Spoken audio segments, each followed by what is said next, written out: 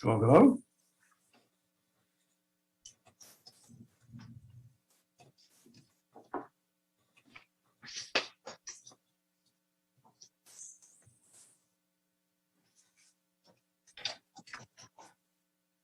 All right. I think we have everyone here. I'm assuming Miriam's here. I'm here. Okay, very good. Recording in progress. Call the meeting to order, the regular city council meeting for the city of American Canyon for September 21, 2021.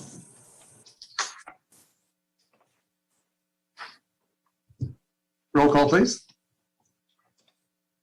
Councilmember Abdamas, Here. Councilmember Washington. I'm sorry. Absent. Councilmember Oro, Here. Councilmember Washington, Yeah. Vice Chair Joseph, Here. and Mayor Garcia. Here, thank you. We have the flag for the Pledge of Allegiance, please.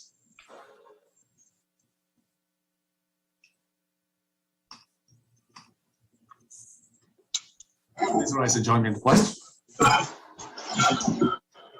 I pledge allegiance of the United States of America and to the republic for which it stands, one nation, under God, indivisible, with liberty and justice for all. Thank you.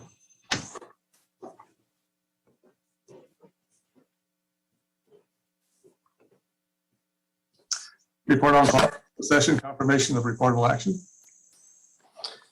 Mr. Mayor, members of the council, members of the public, the council convened in open session at 5:32 p.m. to ascertain if there were any public comments on the matters agendized for closed session consideration.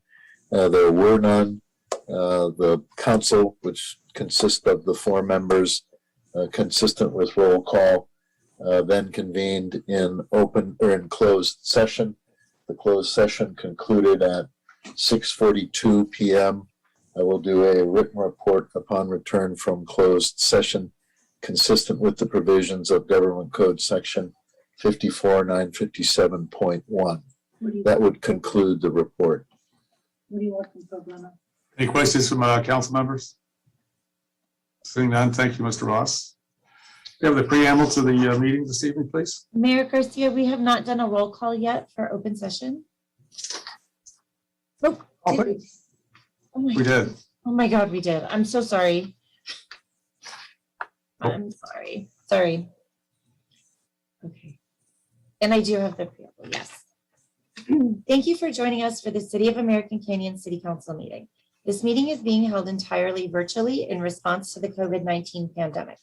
In addition to the Zoom platform, the meeting is broadcast on cable TV, channel 28, on YouTube, and streamed live on the city's website. Public participation during this meeting is encouraged, and instructions for using the Zoom feature Raise Your Hand are included in the public comment non-agenda item section of the meeting agenda. The agenda for this and all upcoming meetings is available on the meetings and agendas page of the city's website at www.cityofamericancanyon.org. Also, there is our new e-comment link where members of the public can submit written comments or pre-register to speak on any agenda items. All tonight's votes will be taken by roll call. Please be patient if we experience any technical difficulties. This concludes the introductory remarks. Thank you. We're moving on to City Clerk's announcement pursuant to Government Code 54952.3. It is as stated in the agenda. Very pleased this evening to have proclamations and presentations. First will be Proclamation National Pollution Prevention Week. Anybody joining us for a receiving this item? Yes, we do not. We'll go ahead and read it. City of American Canyon Proclamation, September 20 to 26, 2021, National Pollution Prevention Week. Whereas throughout the United States, the 4th week of September is recognized as Pollution Prevention Week. And pollution prevention, part 2, is any practice that reduces, eliminates, or prevents pollution at its source. P2, also known as source reduction. is the ounce of prevention approach to waste management. Reducing the amount of pollution produces means less waste to control, treat, or dispose of. Less pollution means less hazard posed to the public health and the environment. And whereas Napa River watershed is almost entirely within Napa County, the smallest portion is also in Sonoma County, and the Napa runs through the center of the watershed of the Napa Valley floor, draining numerous tributaries along a 55-mile run from the headwaters of Mount St. Helena to San Pablo Bay. And whereas the elimination of 95% or more of the population of Napa live in the Napa River watershed. And whereas to more effectively reduce stormwater pollution in the Napa River watershed and to provide a consistent approach to stormwater regulations, the city joined with other Napa County municipalities to form the Napa Countywide Stormwater Pollution Prevention Program. Bringing together countywide talents, knowledge, and skills, we all benefit in providing a community outreach and education programs, creating regulatory guidelines for construction contractors, and obtaining grant fundings to support specific parts of our program. And whereas the City of American Canyon has partnered with the Bay Area Pollution Prevention Group, BAPPG, to develop a public education and information program directed to the public on how to prevent pollution through individual housekeeping practices. Whereas the City of American Canyon's specific pollution prevention program approaches are: the city provides pollution prevention out at the city organization events and on social media. Matters and door knockers at times deliver to residents as well. Proper FOG disposal and wipes disposal messages are posted on social media, and the city manager update during these Thanksgiving and Christmas holidays. Commercial and industrial businesses are permitted and inspected for source control. Outreach and BMPs are provided to businesses as well. The city participates in annual Napa County Water Conservation Video Contest.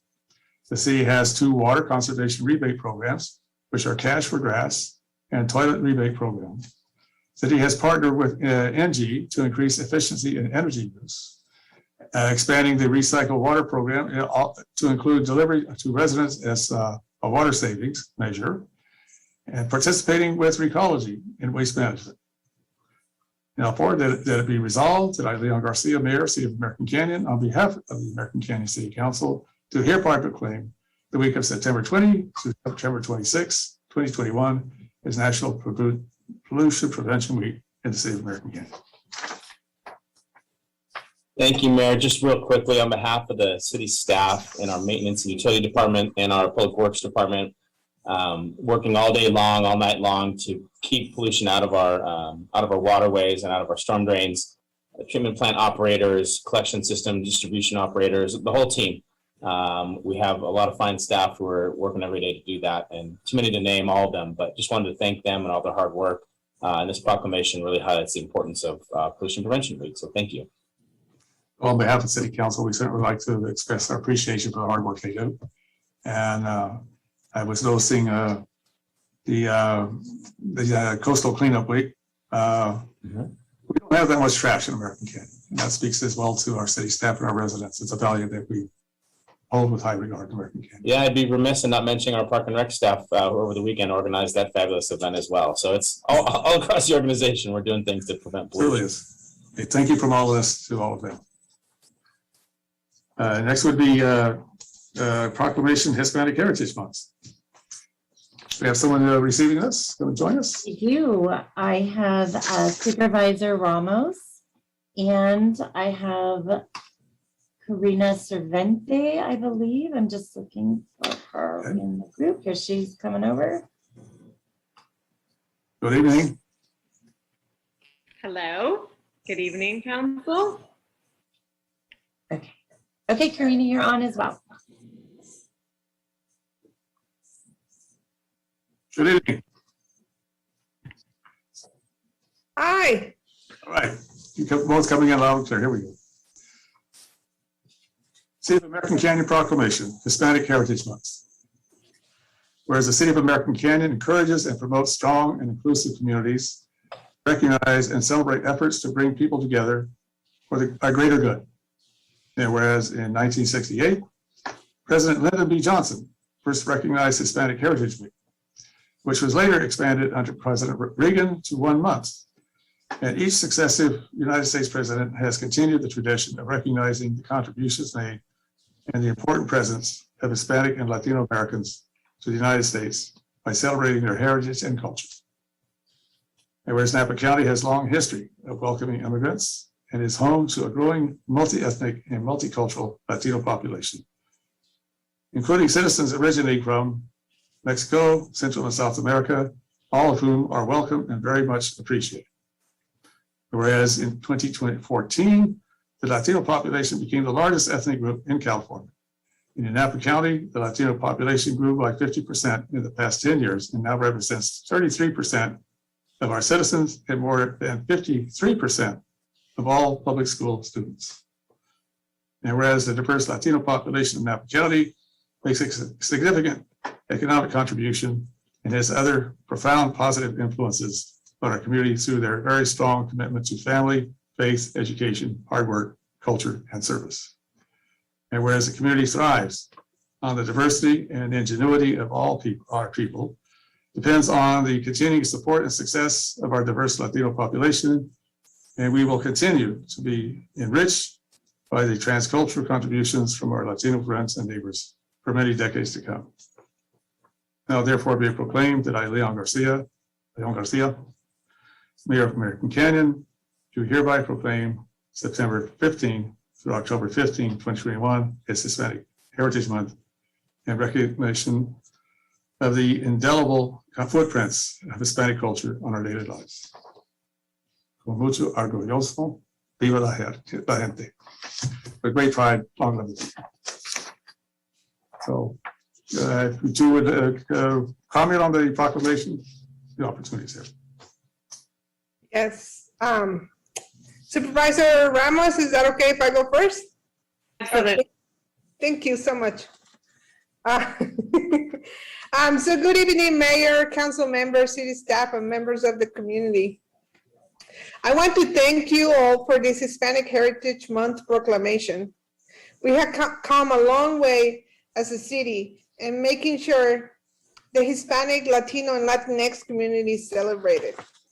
September is a great month to celebrate our heritage because this is when most Latin countries celebrate their independence.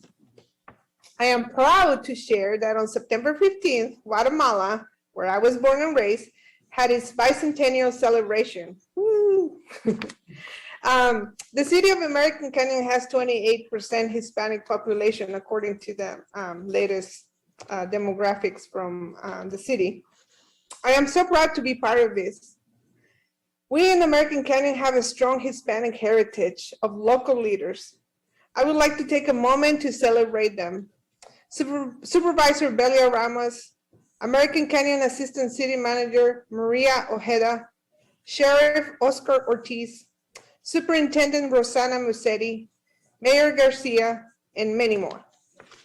You are all an inspiration to us. Not only that, we have a strong backbone of Hispanic business owners that work tirelessly to represent our community, and all the Latino community members that are always helping each other and the community. Let's continue to represent our beautiful heritage, whether it is from Mexico, Central America, South America, or the Caribbean. Honor your culture to remember where you came from, but also use that culture to provide for the future generations. Mil gracias. Thank you. Thank you so much. Good evening, Mayor Garcia and council members. It is an honor to join Karina Cervente to receive this proclamation in honor of Hispanic Heritage Month. As Ms. Cervente said, the fabric here in our community is so diverse, and that diversity, part of it is the Hispanic culture, the Latinx population. And we see it in our children, we see it in our celebrations, we see it as we're walking along our streets in the community. But more importantly, at the broader scope of Napa County, we see it at all levels. We see it from the immigrant farm workers that are coming here to support our agricultural heritage, to those that are the business owners, to those that have lived out the American dream, and to those of us like myself who are fortunate enough to be the daughter of a Mexican immigrant and that has been able to serve my communities. We really do run the gamut of all levels of representation in our community. And it is an honor to live in a community where I was able to be the first Latina elected to the City Council, the first Latina elected to the Napa County Board of Supervisors, but more importantly, to be a resident of a city that embraces the diversity that we have. And I thank you for taking the time this evening to honor the contributions of the Latinx population in American Canyon. It means so much to me personally, to our family, as the mother of bicultural children being raised here in American Canyon. I thank you for taking the time each and every time to recognize our minorities, and I'm delighted to always be proud to say I represent American Canyon, and it is the most diverse city in Napa County. Thank you so much. Thank you both for being here this evening. So I say my remarks with great pride. Long live the people. Yeah, and it's great to make our contributions to the community as well. It enriches our lives, and it certainly is a demonstration to our children the world they will inherit. So, thank you both. Moving on this evening, next would be a Proclamation Community Emergency Response Week. We have someone here to receive this. We do. I have just looking for them here. I'm looking for Beth Marcus. Not seeing Beth. Okay, then there should be I have Michael Tidwald. Cadwell, yes. I've got him and bringing him over. Our Chief Cahill. Very well. Yep, we've got Chief Cahill. I do not see There he is. Beth Marcus was going to join us for this one. And Beth, if you're out there with a different number or name, could you raise your hand?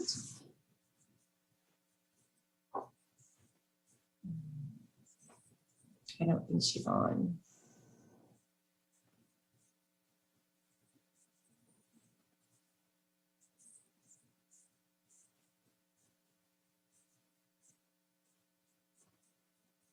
I'm not seeing Beth. Oh, hopefully Beth is listening in on this as well. Good luck. City of American Canyon Proclamation.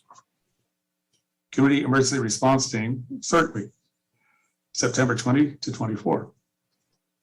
I do believe the CERT on this needs to be all capital letters, correct? We'll take care of that correction. Whereas the members of the American Canyon CERT program are educated about disaster preparedness for hazards that may impact their area and are trained in basic response skills. And whereas the American Canyon CERT volunteers are trained to educate members of the American Canyon community through public outreach to promote their CERT program.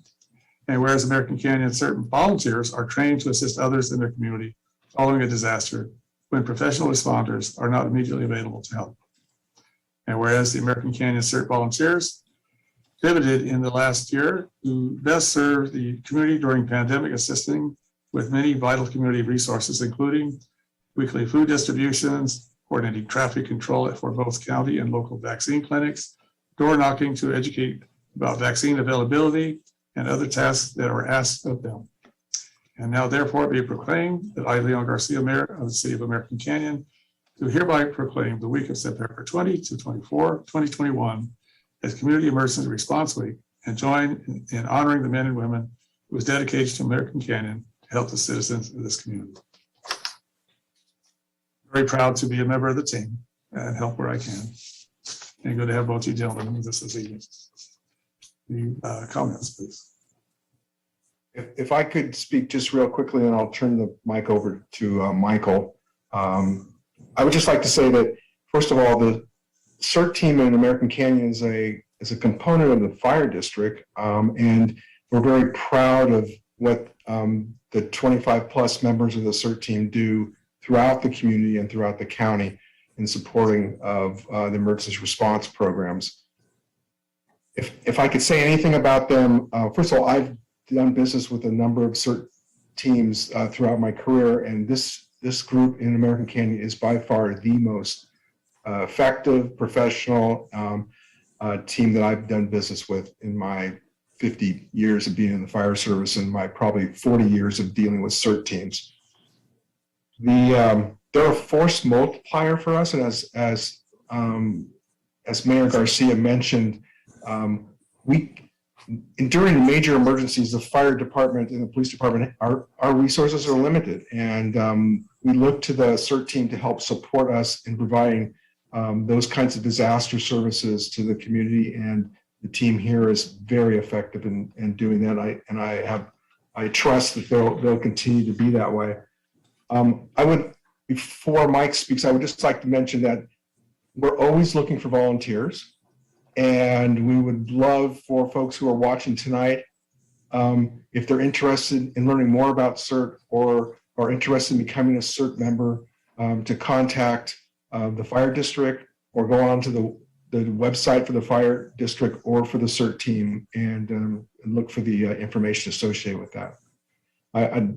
I'd like to turn the meeting or my portion of over to Michael Todwell, who is the acting director for CERT right now. And Mike, take it away. Thank you.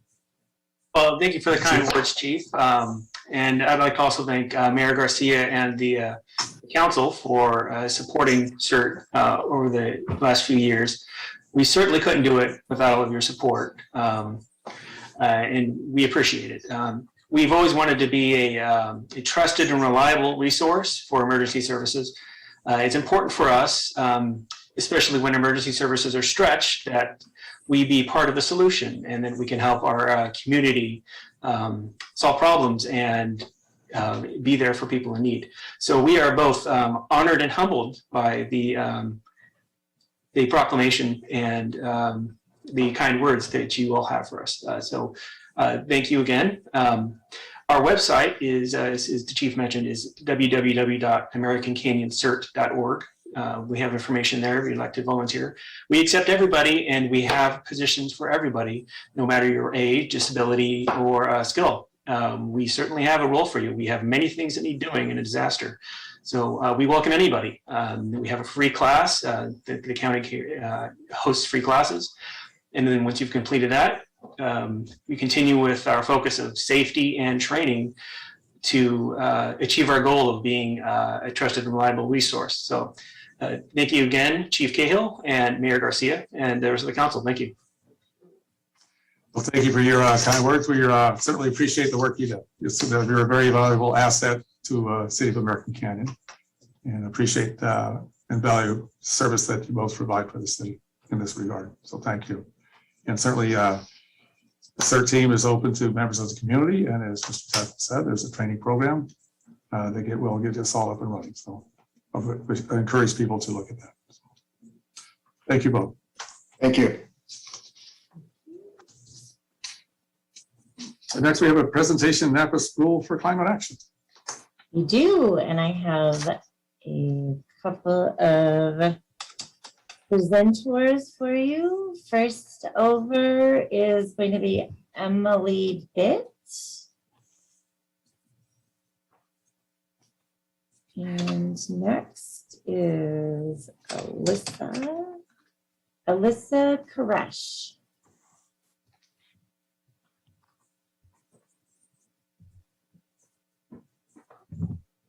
Ladies, you are on. You're both muted.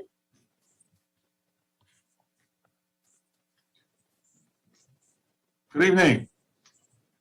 Good evening, everyone. Thank you so much for having us tonight. Good to have you here. I will just share my screen.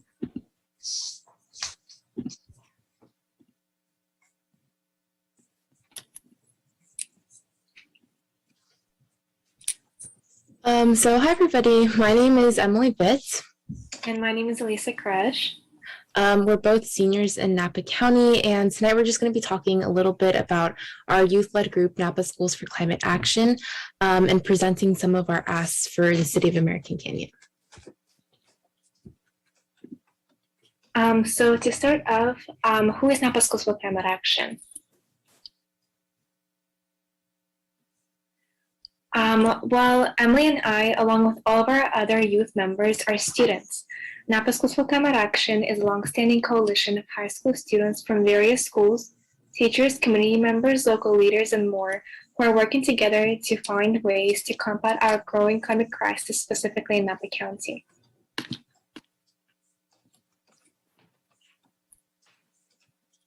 So our motto, as seen on the slide, is no school should be a silent witness to the climate crisis. And this is something that we consider to be very true because our education is really our foundation, especially our education in primary and secondary school. So we think that to ignore the climate crisis is to really put our future at risk and in jeopardy. So our mission is quite simple. We like to use Emily, sorry to interrupt, but the slides aren't, yeah, now it's Lily, thank you. This is our motto. No school should be a silent witness to the climate crisis. So as for our mission, which coincides with our motto, we like to use the 3 E's and the 3 A's to explain it. So we aim to educate, engage, and empower our community and our peers. And this eventually leads to the 3 A's, which are awareness, accountability, and action. We think that if you're aware of the things that are going on, and you're able to hold yourself and others accountable for how you or they contribute to the problem, then that's when you're really truly able to take action and make a difference. So we hold ourselves to our mission in everything that we do. We inherited this group from Napa County graduates and hope that we're continuing to leave behind a legacy for other students to carry on after we're gone. To name a few things that Napa Schools for Climate Napa Schools for Climate Action has accomplished. In the spring of 2019, the Napa Unified School District adopted our Call to Climate Action resolution. And again, in 2019, the group created the Pledge to Tell the Truth About the Climate Emergency, which racked up 1,000 plus signatures, including those of Governor Newsom, Nancy Pelosi, Speaker of the U.S. House of Representatives, and Congressman Mike Thompson. In 2019, Napa Schools for Climate Action was also one of the main organizers for the climate strike in Napa as part of Greta Thunberg's Global Week for Future. Now, in the present, starting in the winter, we've begun to get involved in the American Canyon's gas station efforts, as you know, encouraging and supporting the established temporary moratorium on all new gas station permits. In the spring, we hosted the Our Futures in Your Hands climate contest for the high school students in our county, and most recently, we celebrated a success in Calistoga as they adopted a Call to Climate Action resolution and supported our resolution on protecting Napa's forests.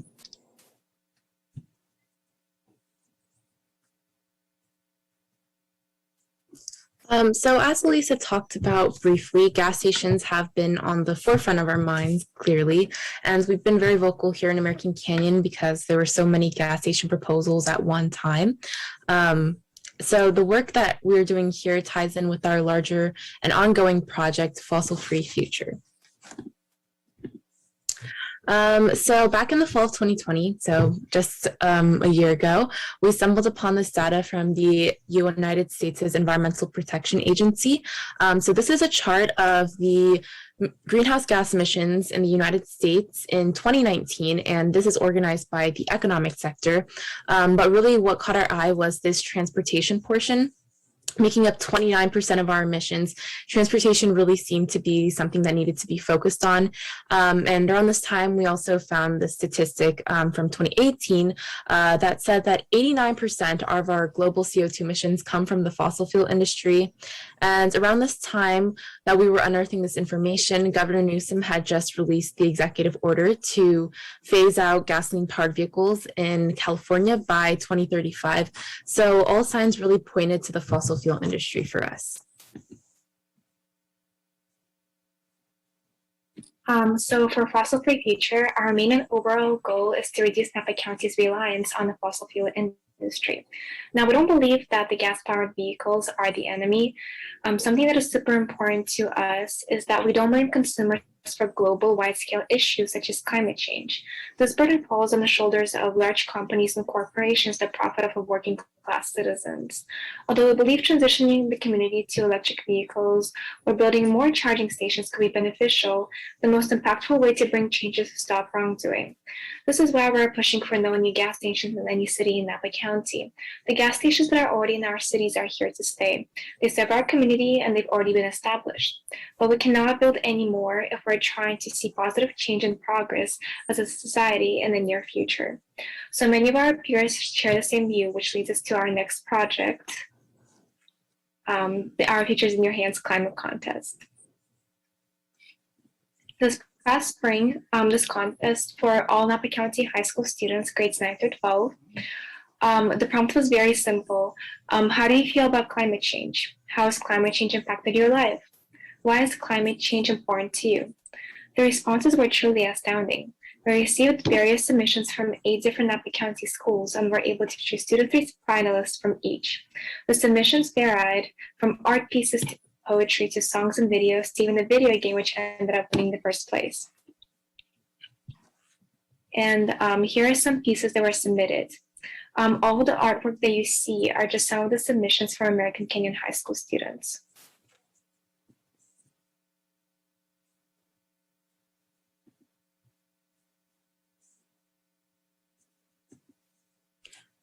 So this now leads to our ask for today. So we understand that as City Council, you are expected to make decisions that are in the best interest of the community. And it's only natural that climate change won't always be on the forefront of your minds, because climate change isn't the only issue that you as City Council face.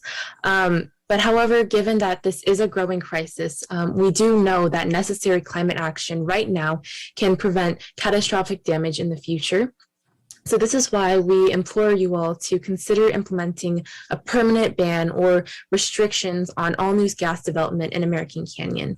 We're so incredibly grateful for the progress that has been made thus far. You know, the moratorium, the addition of climate change to the general plan, and more. Decisions like these really make me personally proud to live in American Canyon, because it shows that we're a community that fosters growth and we're continuously working to improve ourselves. But we believe, like all things, there's always room for improvement. We're also asking that you consider adopting a call to climate action resolution that declares a climate emergency within American Canyon.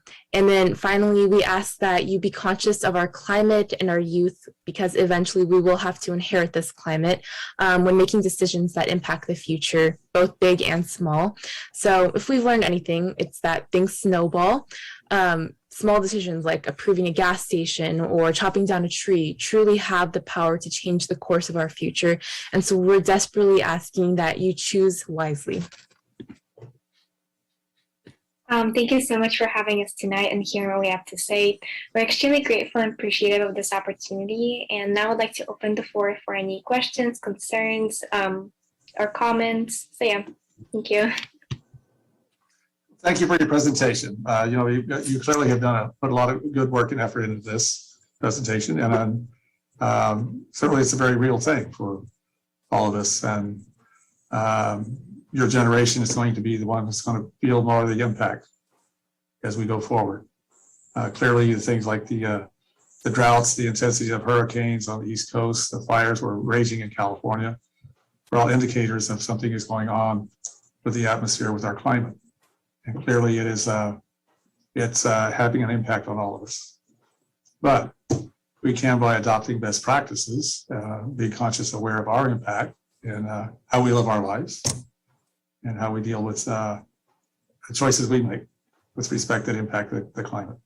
Can have a very great impact. I really appreciate your presentation this evening. I'm sure all the council does as well. See, Vice Mayor Joseph has his hands up. Yes, thank you, Mr. Mayor. Number one, I want to thank you all for your presentation and all the work that you go into putting it together. I also wanted to speak on behalf of Councilmember Washington, who for work reasons couldn't be here tonight. And I mentioned it to him, and he wanted me to pass on his appreciation for your efforts and that he wishes he could have been here. And then later on, even though in terms of the protocol, bringing up topics for future agendas comes at the end of the meeting. Because we're all here and listening, I just wanted to let you know that I will be asking that we bring back a resolution, if not recognizing a climate emergency for technical reasons, maybe we'll call it a climate crisis, but a resolution acknowledging the problems we're in and trying to identify a strategy to help put into action what we need to do at the local level. Specifically talking about some of the things we've already adopted in the general plan amendments from the last meeting about EV charging stations and perhaps planting more trees and so on. So I just wanted you to know I'll be asking the council to put this on a future agenda, and I appreciate your work and your efforts. And on behalf of the generation that probably are leaving you in the mess you're in, I want to do whatever I can with the years remaining to help. Thank you. Thank you. Councilmember Alvarez, as you raise your hand. Yes, thank you, Mr. Mayor. I just wanted to say how proud I am of you two. You ladies have been to every single one of our council meetings that have anything to do with climate change. And when I was in high school, I would have been too afraid to do that. It takes a lot of courage.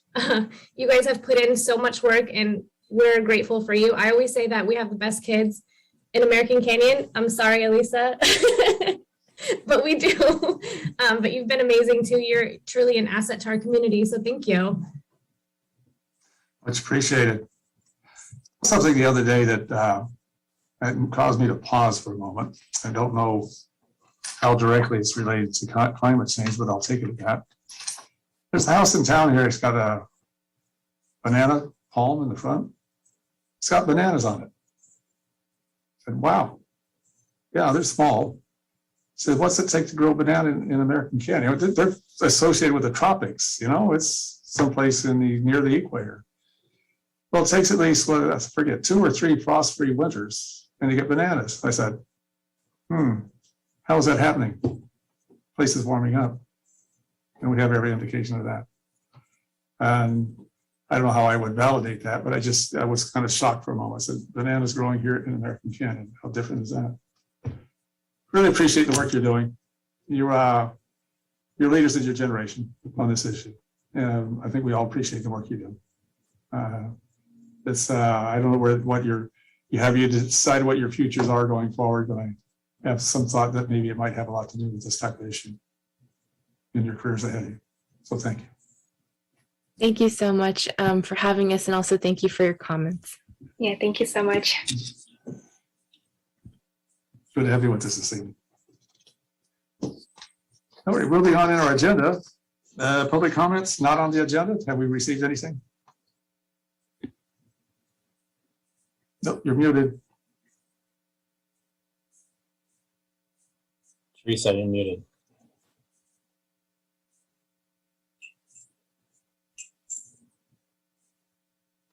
You're muted. Teresa, you're on mute.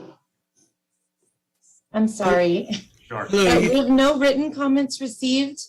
I have some hands raised in the audience. I have Jason Kishinev up at this time. Thank you. Mr. Mayor, good evening. How are you doing? Mr. Mayor, you promised the people of this city that this council would look at the cannabis ordinance in 6 months, and it has been almost a year. And I can't help but notice that term limits, which is also a very important topic, was brought up by Councilmember Washington just a few weeks ago. And again, I really appreciate that, but this was put on the city agenda right away. And that's because you're trying to get it on the June primary ballot. But if you're so confused about what the voters want around cannabis, then you should be trying to get that on the June ballot as well. So where is cannabis? You keep kicking the can down the road instead of handling business. It's obvious that you're putting your own anti-cannabis views before the people of this city, 58% of which voted for cannabis access 5 years ago, and who you made a promise to, the people of the city, to re-examine the weak and discriminatory ordinance that should never have passed. Stop putting your own biases before the 58% of American Canyon residents, I think that's about 7,000 voters, who wanted to be able to buy our medicine in our own town. Thank you. You. I have Justin Hamilton Hole. Go ahead, Justin. Thank you, Tracy, and hi, Mayor. Hi, Jason Holly. Hi, Bill Ross. Welcome back. Yeah, I like that. What the high school doing, and I just gonna tell you, we had we're in Umbrella we're doing a key club, or Napa Corners Key Club, and we meet in Napa High, and then we have Vintage Key Club, American Key Club, and New Tech High Key Club. So I think it's very nice we can let them come back on there and talk to other key clubs. The second one, I'm very sad because I always watch Napa County supervisor for me. People very rude. We need to be kind be nice to other. So that one. And the third one, I do try to call Tracy tomorrow. I can just help her on Zoom. If the Zoom meeting I know she had a bar hooked up, so she can hook the agenda right here. So I can call her tomorrow. Thank you, all. Justin, are you trying to reach me? Yeah. So I can just maybe I can. Yes. Do you have the phone number for the city clerk's office? I don't. But I know you do have my new email. I don't have your new email, Justin. Can you email me? Do you have my email? No. Okay. Can I give you my phone number, and do you have a pencil to write it down? I can email the city clerk. Yeah. Okay. Yes. Please send your message to city clerk. Okay.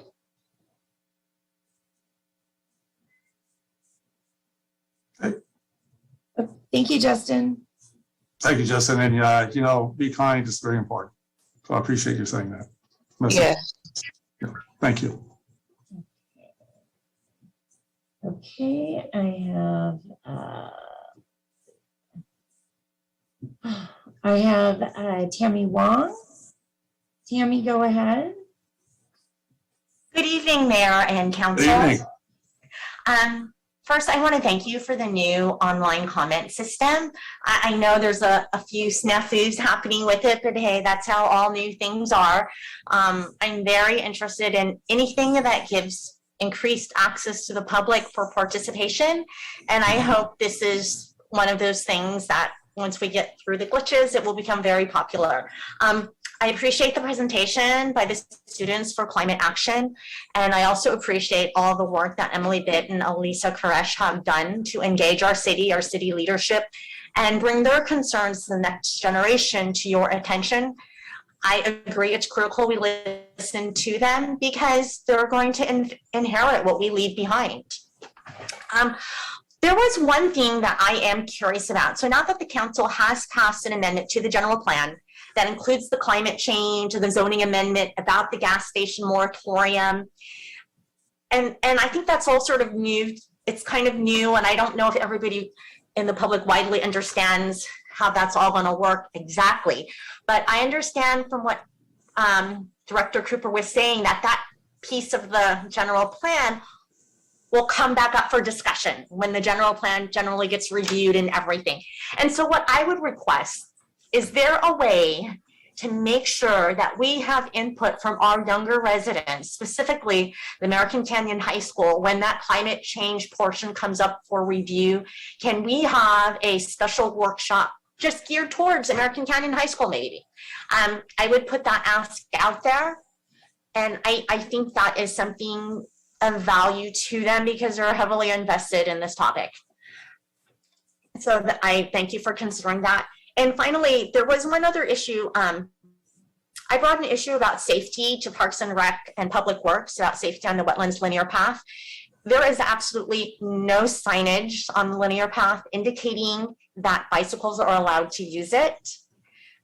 I was surprised when I've been riding my bicycle a few times that pedestrians seemed a little shocked to see me on the trail, and sometimes they're a little slow to move over. So I'm wondering if it was lack of awareness. So when I reached out to Director Wright and Public Works, Director Wright was very quick to respond. And at the last open space meeting, he carried it forward and he indicated that he was in process of ordering signs, and signs would be up in a few weeks. And I know that there was also a discussion about a stencil being ordered for trail markings, and that was a longer process. I understand now that Director Wright has left, and I'm hoping that this turnover in leadership for Parks and Recs may cause some delays, but I'm hopeful that this sign, since it's such a small issue and there's no signage at all, I'm hoping that it can move forward quickly as Director Wright, thought it may be, and I was hoping we could get an update. Thank you so much. Thank you. Okay, I have Jim Wilson. Go ahead, Jim. You're muted. Can you hear me? Yes, we can. Go ahead. Good evening. Thank you. Thank you very much. I'm Jim Wilson, member, 350 Bay Area and Napa Climate Now. I teach climate responsibility in the schools, and I'm a community advisor for Schools for Climate Action. I just want to thank you for your concerted effort this year at bringing climate solutions to American Canyon and the broader region. We've seen you working so hard, listening to the public, their comments and letters to your council and the Planning Commission, our youth included, urging further gas station infrastructure restrictions. You've worked hard at holding multiple hearings on appropriate gas station zoning, with an emphasis by your staff on keeping things moving. You held joint city council and planning commission meetings. Don't see much of that. And then during the last meeting, you voted unanimously to adopt your climate change adaptation and greenhouse gas reduction policies into your general plan land use element. A special thank you tonight for inviting student leaders from Schools for Climate Action to present to you on some of their projects. And thanks for your supportive comments already tonight following their presentation. They're working tirelessly for climate justice for their generation and ours in American Canyon, Napa, St. Helena, Yountville, and recently in Calistoga. It's such an honor to work with them. Please continue to listen to them and to grant them their request for a climate emergency declaration like those they have won for the Napa Valley Unified School District and now Calistoga. Accelerating climate breakdown endangers all people, but disproportionately impacts the young and the most vulnerable. And going forward, let's make the carbon budget the organizing principle in everything we do. Thank you. Thank you, Jim. Thank you. I have Jason Kishinev again. Jason, you have a comment on another topic? No, I'm not sure why you had me twice. Oh, your hand is still raised. I apologize. Oh, my apologies. Okay, I'll put you back. Thank you. I have Bayard. Hi, Bayard. Could I get your name, please, for the record? Yes, Bayard Fox, and I'm a Napa County resident. Okay, and go ahead. Also a member of the wine industry that has been greatly impacted by the climate crisis. I want to commend all. Pardon me? Say good evening, welcome. Thank you.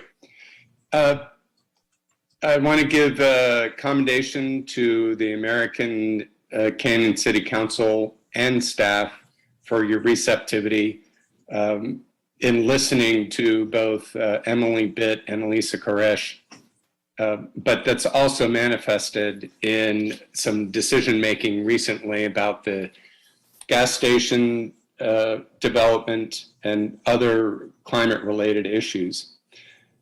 We at Napa Climate Now are very much concerned about the climate crisis. And while the county and the various cities within the county did adopt a commitment to address climate change as a proclamation, we feel that the increasing evidence, both from the International Panel on Climate Change and various other scientific boards and conclusions, we have an accelerating problem that needs to be addressed by 2030.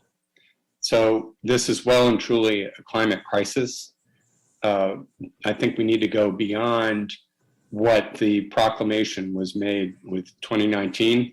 And I think that there's every evidence from your previous decisions that you'll make that commitment to acknowledging the crisis. I will hand this over to my wife. We're sharing the same access on the Zoom call. So thank you very much for your time. Hi there, I'm Sharon Parham, Buyer's Wife. Sharon, what's your last name? Parham, P-A-R-H-A-M. Thank you. Yeah, I'm also a member of Napa Climate Now, and I'm also requesting that the American Canyon City Council approve a climate emergency declaration that ups American Canyon's ambition beyond their 2019 countywide commitment to address climate change proclamation. So we'd like you to acknowledge the emergency and commit to achieve net zero climate pollution before 2030. Thank you. Thank you. Thank you. I have Chris James. Go ahead, Chris. Hi, everyone. Chris James. Thanks so much for the meeting tonight. A really good presentation by the students group. I'm 100% supporting them. I love what they're doing. We need to get them back to talk on other issues, I think. They are the future, and I love it. What I really wanted to talk about tonight was the trail etiquette. I was excited to see that the city is trying to move forward with some improvements on the trail. It is an incredibly busy trail, both pedestrians, bicyclists, runners, walkers, people with strollers. I do see a lack of etiquette on the trail. I've often had people come up behind me very quickly on bicycles. They don't announce themselves. So signage would help a lot, I think. So we do need to actually do some more further education outreach. Maybe we can put something in some newsletters. But I think signage is a good start. So I'm hoping we can move forward on that. So I do see that as an issue. While I'm actually out on the trail, I'm out there pretty much every day. I walk the trail, the main trail out to my house every day. I hike out to Brazos every few days, and I see a lot of litter. This is following up on your first proclamation tonight on National Pollution Prevention Week. I see a lot of pollution out there. Some things I sometimes trying to pick things up, but often it's way out in the wetlands. One of the big things I see is balloons. With mail-on balloons that people have at parties. I don't know, it's a bigger issue than the city, but if we could encourage maybe safe ways not to sell those things in future or whatever, and trying to get people not to do the balloon release, but they end up in the wetlands. I see them, with our wildlife paddling around them, and we just can't get out to get them. So I'll leave it at that. And I know it's a long meeting, so I'll leave it at that. Thank you so much. Thank you. Thank you. I have no other hands raised at this time. Oh, wait. I have a late one. I have Justin Hamilton again. I'm so sorry. I know you're very busy. Do you know the date when I go back in person? so I can just watch guys on Zoom. I think that's happening in later in October, probably maybe our second meeting, I think. Yeah, Mayor, we've got kind of penciled into our thought process right now, our second meeting in October. We're still awaiting the delivery of some audio visual equipment, but a major part of the upgrades have been completed. So we're going to be playing it by ear. We're also kind of test driving some of these technology for Zoom. So tentatively, we penciled in October 19th, but that's still subject to change. So we'll certainly have an update at our next meeting. Thank you, Jason. You're welcome, Justin. Thank you, Justin. Any other comments? I have no other comments. Okay. We'll close public comment at this time and continue with our agenda. Any agenda changes, council? Yes, Mr. Mayor, in light of the fact that Councilmember Washington isn't here, we do have a business item talking about term limits, and I don't want to presume anybody's vote, but it was a 3-2 vote to move forward. Theoretically, with Councilmember Washington absent, it may be a 2-2 vote, which is a no action. So I'm raising the question of, should we consider continuing it to make sure all 5 of us are here? I would concur with that. Yeah, I would think as important as this issue is for as well, and Councilmember Washington has a significant role to play, as we all do. In fact, this, I would say we'll continue it to the next meeting. Hopefully he's available then. Yeah, I know this has a fee. Related to work, and he was not able to finish that up before in time to be here. How about a motion to put that forward to the future date? Yeah, the other thing I wanted to bring up, October 5th, our next meeting, we were going to be doing something special. We were going to be having a relatively short regular meeting, consent items only, and then reconvening around 7 o'clock as a joint session with the Planning Commission for an update on our general plan and the Hampton Inn zone change. I understand the idea of wanting to include Councilor Washington. My sense is the council could at least have its dialogue and not take action, and then get Pierre's information as well. We certainly can move it to the 5th, and we can change the agenda around and move things around. Looking at this is for the June 7, 2022 ballot measure, so we would have plenty of time between now and then. So all of this is set by government code, and there are filing deadlines and involvement with the county as Right. the consolidation. So what are the filing deadlines on this thing that we would have to do? January is that point where we're going to be needing to be telling the county to consolidate the election, and in theory, ask them to put something on the ballot in June. So again, we will have meetings between now and January. Yes. But in reality, we only have about 4 or 5 meetings between now and then. So just wanting to be cognizant of that.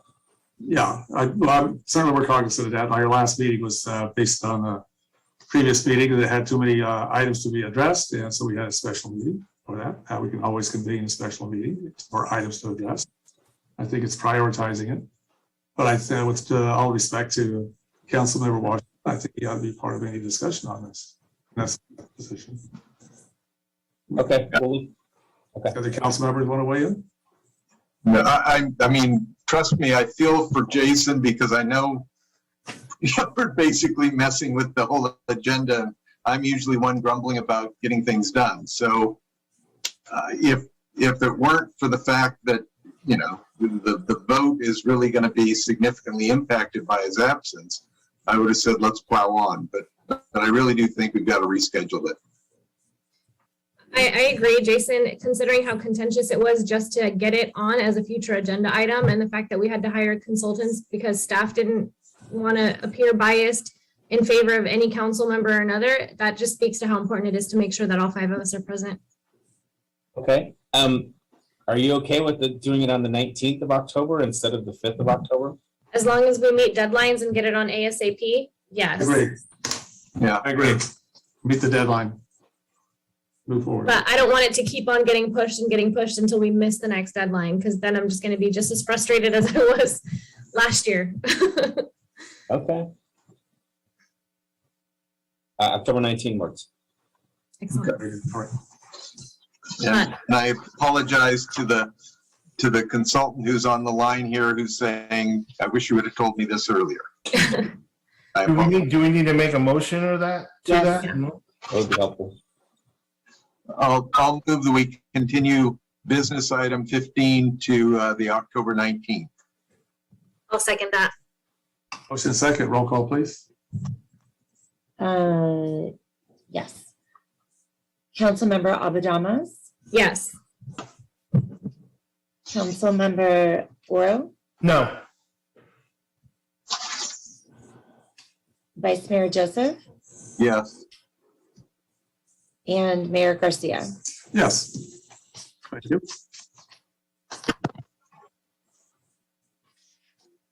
Moving on now, are there any other agenda changes?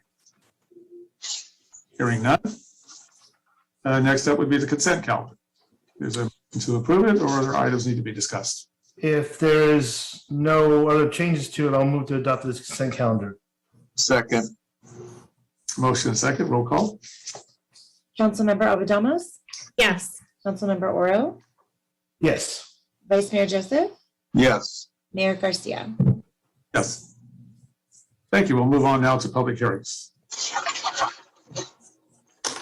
The lengthy item, both of these public hearings are, that we'll take care of them with our careful deliberations. Item 13, Watson Ranch Lot 10 vesting tentative subdivision map.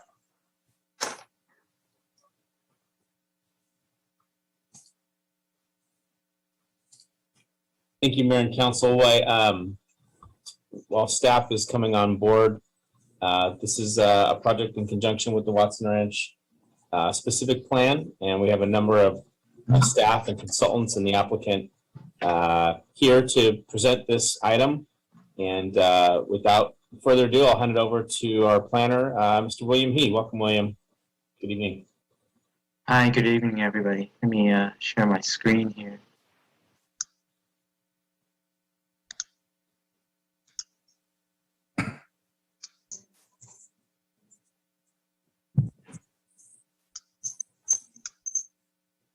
All right, can everybody see okay?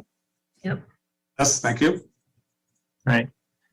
Good evening, Mayor, members of the City Council, and members of the public. Very happy to be giving an overview of the Watson Ranch Lot 10 vesting tentative map project. So the Watson Ranch Lot 10 is, I think this is the third Watson Ranch project to come in the last 2 years. The site is pretty much in the middle of Watson Ranch, of the Watson Ranch specific plan. To the west of it is the Lemos Point Apartments that was approved this year, and then to the south is the Napa Valley Ruins and Gardens. To the north we have a site that's proposed for the new school, and to the east is another medium density residential site. The site is going to be accessible from the future extension of Rio Del Mar and the future extension of Rolling Hills Drive. So here's a project description of the Lot 10 project. It's a subdivision map of 219 single-family residential lots, which includes 6 interior streets and 6 remaining parcels. The site is located in the Watson Ranch Medium Density Residential 16 zone, and within that zone, single-family residential lots are permitted use.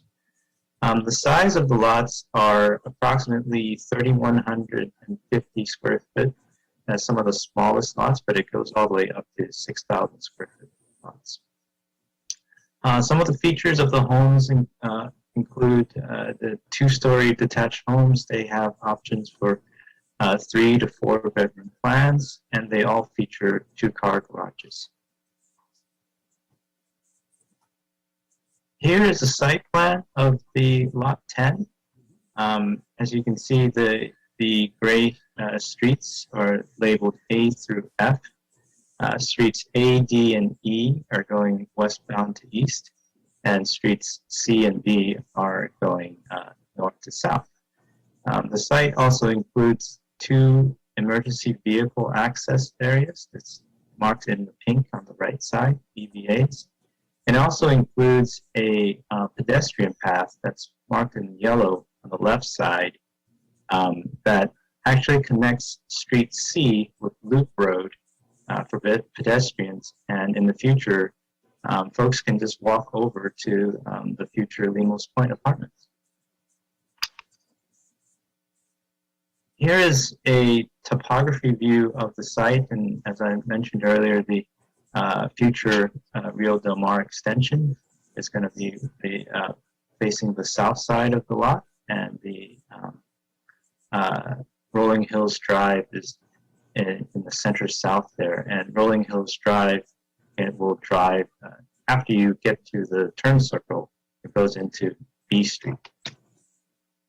The site is relatively flat, and the loop road is on the west side of the site.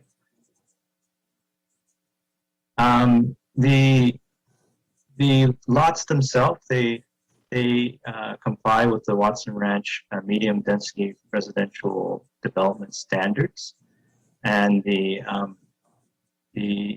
setbacks and lot coverage of the individual lots will be determined at a later time when they come in for building permits. The architecture was recommended for approval, was approved by the design by the Planning Commission, but I do want to share it with the City Council. The applicant has proposed 3 styles. The first one is the ranch style, shown in gray and beige here.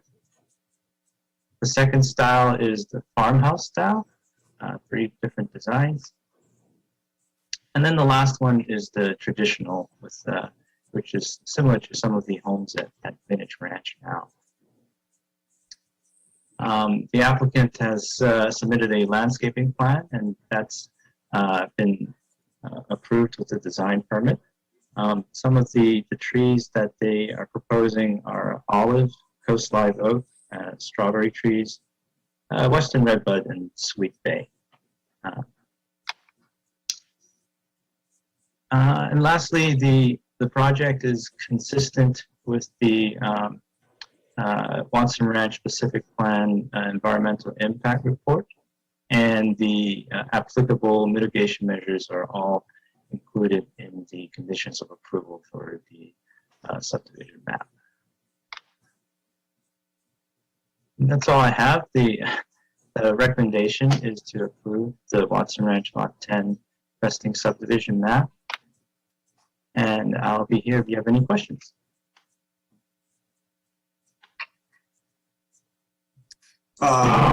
Question about trail access in that map. Trail access. Oh, yeah, the future bicycle, pedestrian.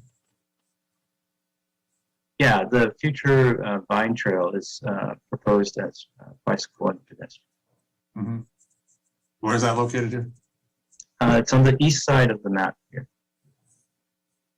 Okay, I see where your pointers point. All right. And Mayor, also the connection to that Mr. He pointed out on the left side of the map that was yellow, that will actually connect to a Watson Ranch pedestrian trail that runs immediately north of the Limos Point Apartments. And then when it gets to the railroad tracks, it takes a turn to the right and heads up north from there. So it's very well connected to both of the main pedestrian facilities in the specific plan. Does that also double as a bicycle path as well? That's correct. Okay, so this is going to go further to the left of the screen, across the Limos project apartments, and there's a trail that be helpful sometimes to see a trail map in of the project as it evolves. Trying to visualize, see how that connects. But thank you. Right. It's the one to the west. It runs parallel to the railroad tracks along the western edge of neighborhood. Mhm. And at some point, it, Kind of loops back again as it gets to the northern limit. yeah, I think we'd be seeing how that crosses the railroad tracks and connects going north further at some point. I'm sure you have plans around that, right? At Rio Del Mar with the undercrossing, there'll be pedestrian and bicycle connections along there. Okay. All right. So Rio Del Mar here is at the bottom of the screen. That's correct. All right. Oh, one more trail I should mention is the River to Ridge Trail. There is one planned that will connect all the way from Wetlands Edge across town and through Watson Ranch on its way over to the Newell Open Space Reserve. The portion in Watson Ranch will run through the ruins and garden. And so that's yet another connection east to west. So we've got north, south, and east to west and internal. So that's one of the really nice features of Watson Ranch. It has a lot of connectivity for peds and bikes. So the River to Ridge trail is south of this view we have on the screen, correct? That's correct. All right. And is there any bicycle connectivity at the Rio Del Mar at the bottom part of this picture? Yes, there'll be a bicycle accommodation within the underpass. Well, how does it connect once you get out from underneath the underpass? Look at this road here, Rio Del Mar. There will be the River to Ridge Trail will be connecting to that through the ruins as you head east towards the Newell Open Space. All right, so that's immediately below this picture here. That's correct. All right. Yeah, I'd be interested in seeing what the whole plan looks like for that River to Ridge and the bicycle pedestrian at some point, maybe not like future presentation.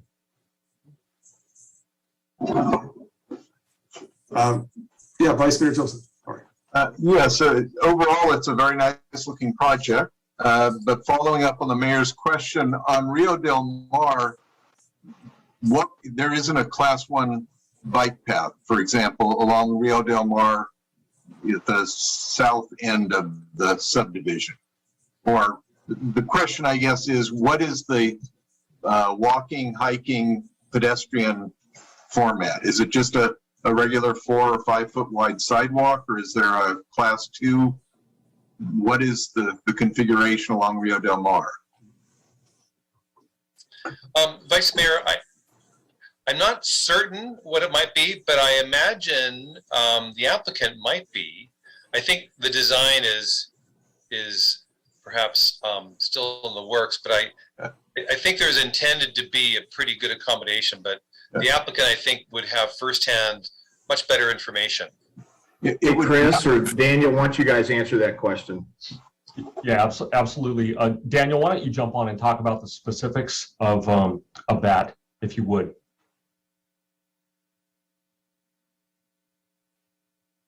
Yes, sorry. Can you guys see me or just hear me? Hear you. Okay. So the question was specific to the River to Ridge Trail? More so the Rio Del Mar, the segment of the road, Rio Del Mar, what is the pedestrian bicycle layout? It's 8-foot sidewalk with landscape buffer, and there's a series of, sorry, I'm having a little bit.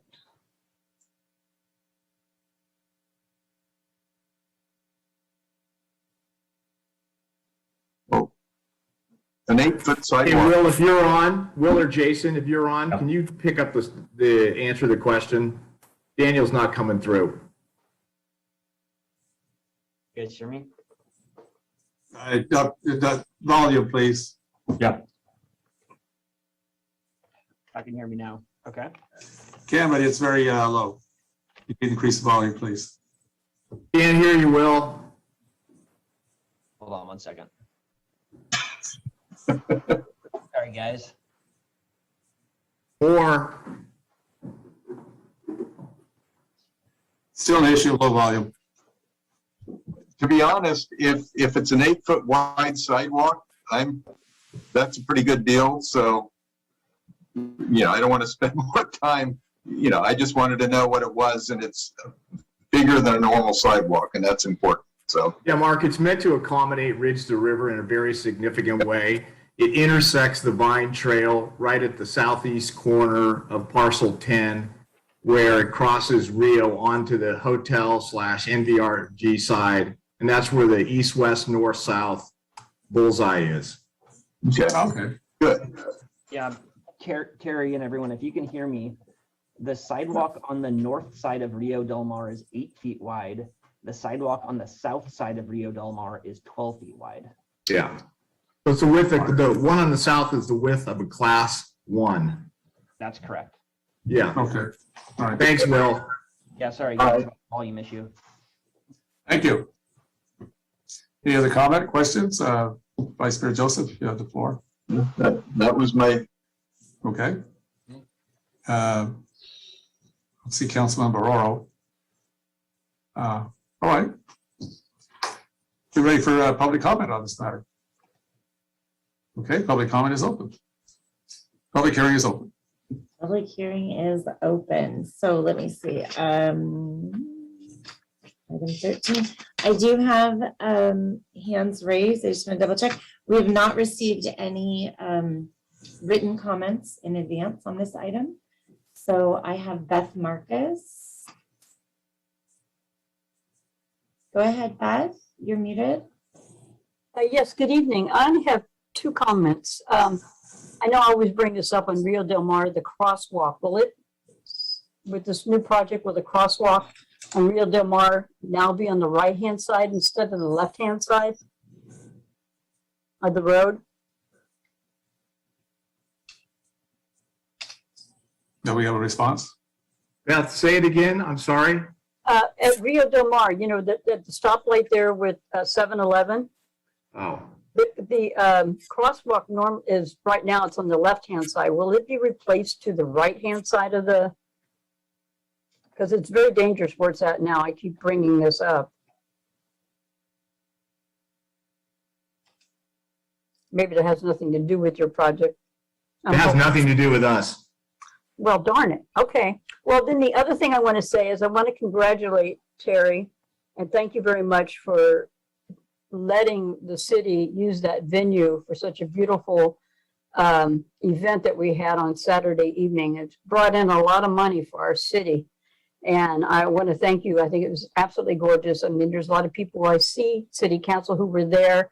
I was there. It was just fantastic. And I just want to thank you again for opening that up for our city to make some extra money for our parks. Welcome, Beth. It was a lot of fun. It was wonderful. Thank you. Thank you. Public comment? I have no other comments at this time. Oh, wait, I do. Cindy Biederman. Go ahead, Cindy. Hi, good evening. I know this is a project that's been a long time coming, so congrats getting it to this point. I do have a question though. I noticed there is a place for public school. I'm curious as to what grades that school is going to be. If it's just elementary, how is that going to impact our middle school, which is already over its capacity today?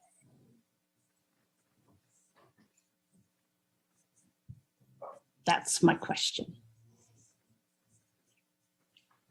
Response. Wants to answer the question. I'm happy to answer it. I'm sorry, Terry, what was that? I said, I'm happy to answer the question, but I first said, who wants to answer the question from the city staff side? Thank you. Sure, I'm happy to chime in here. Essentially, AC1, Terry McGrath and the Watson Ranch project have an agreement with the school district. At this point, I'll let you, Terry, describe the current status of your agreement with the school district. But provision of schools in American Canyon is related to what the school district does and related to their agreement directly with AC1. The city's not a party to that agreement. I don't agree with Jason, but I'll go ahead and answer the question. As far as I'm concerned, NVUSD made public comment last year and came out and told the district, school district, as well as the City of American Canyon, that they have no intention on building a middle school, nor do they have any intention on building Watson Ranch K-5. So where does that leave us? As far as I know, that leaves us without a school in Watson Ranch and without a new middle school.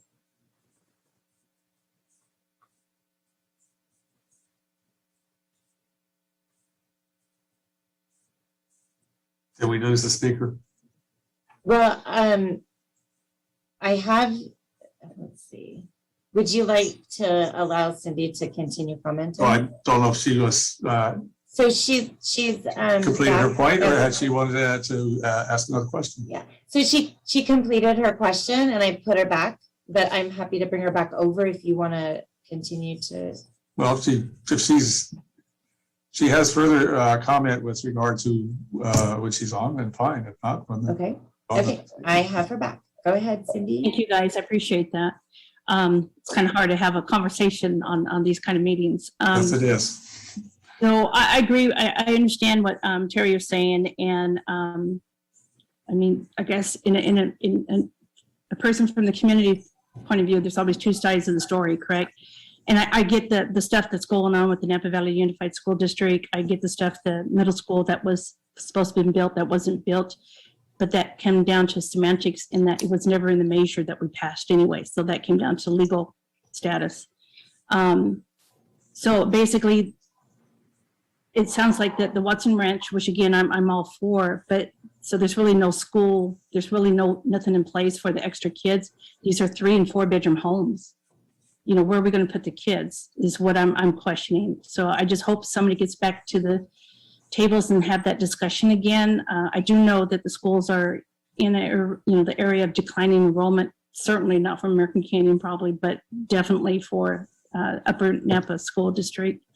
But I guess I'm going to be selfish in that my grandchildren go to school here. Where do we put the kids? I would suggest, Cindy, that you take that up directly with Napa Valley Unified School District. Oh, Terry, don't challenge me. Please don't do that, because then my fight's going to be all over the place, because I think y'all have a hand in that, to be honest. I'm not challenging you. I'm not challenging you. I'm just telling you it has nothing to do with Watson Ranch and AC1. Take your issue up with the school district. That's who's driving this issue, not us. But your plan says there's a school in there. And Cindy, like I said, take it up with the district, because below that plan is a document that is 200 pages long that goes into great detail. I would first read that document and understand the document. And then I would take it up with the school district. Again, as a community person, it just seems really irresponsible to build something without considering our kids. If I may jump in here, we did consider the kids. And we did dedicate a school site to there, and we did approve it with a plan for a school site in there. The Napa Valley Unified School District has decided not to build a school there. Okay, very good. I think we'll just continue with our public hearing. Thank you. All right, thank you all. Anybody else for public hearing? I have no other hands raised at this time. Okay, any written comments submitted? I have item 13.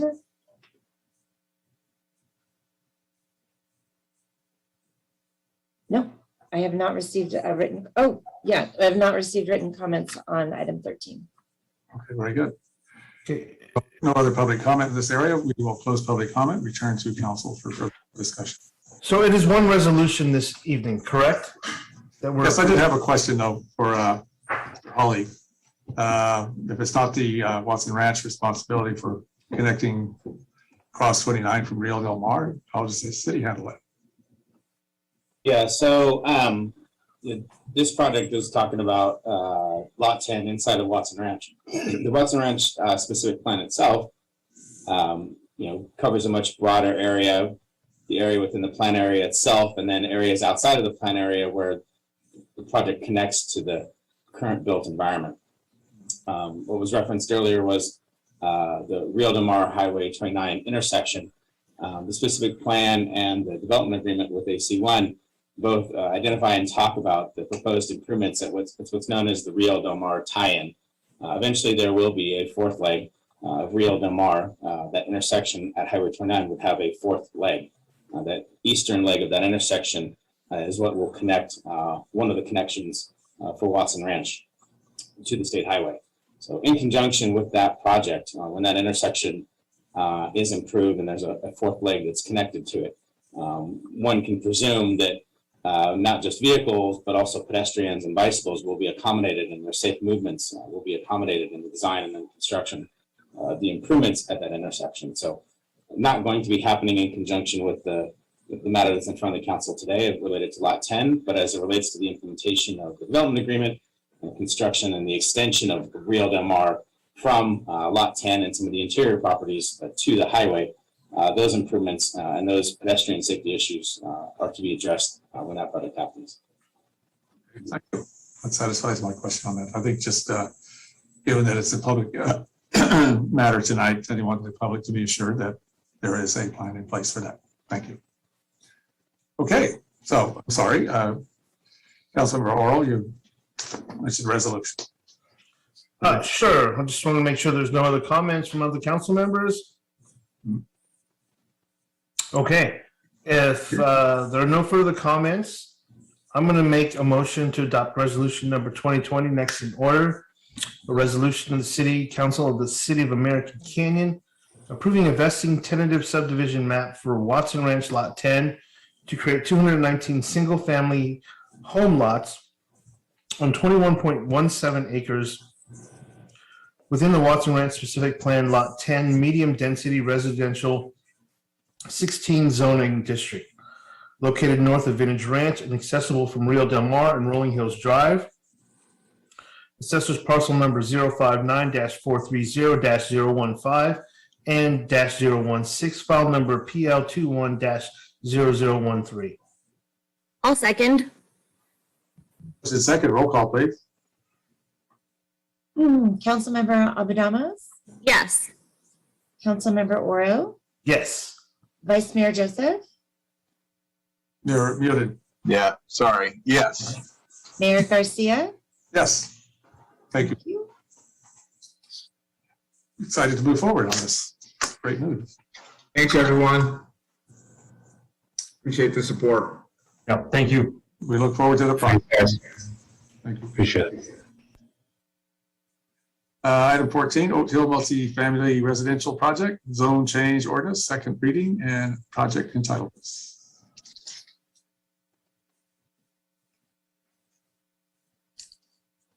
Thank you, Mayor and Council. I'll turn it over to Community Development Director Brent Cooper and staff.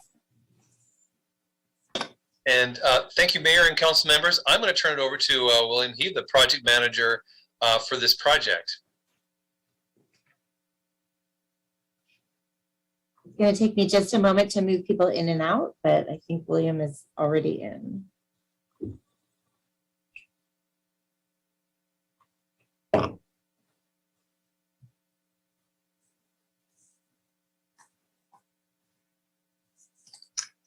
And this is our second public hearing for the evening. Yes, it's also a housing project. Good evening, Mayor and members of the City Council. Very happy to present the second project, the Oak Hill Multifamily project. Just to orient everyone, here is the project site. It's split into two parcels, the Oak Hill project, parcels A and B. It's just slightly east of the water tank on top of Oak Hill. It's accessible by Napa Junction Road from State Route 29. It's west of the City Hall, basically.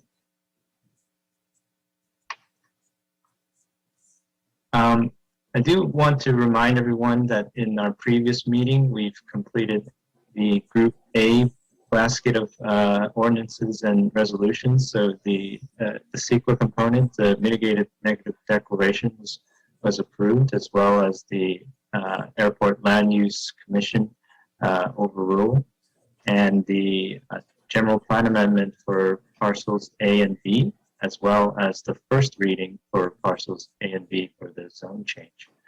So that was the Group A items that was completed in the previous meeting.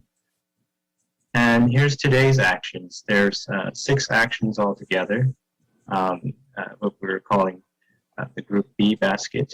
The second reading of Parcel A zone change, second reading of Parcel B zone change, design permits for both A and B, and then the subdivision map for both parcels A and B.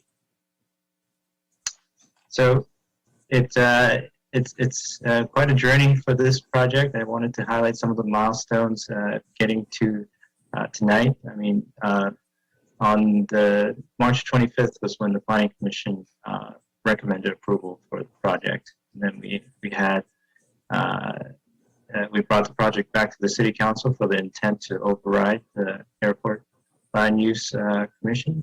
And then just 2 weeks ago, we had the first basket of approvals.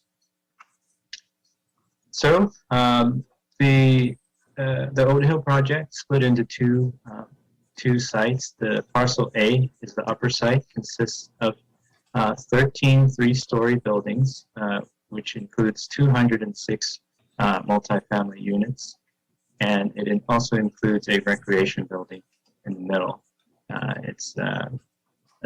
It's accessible from Napa Junction Road. Here's how the lower site looks.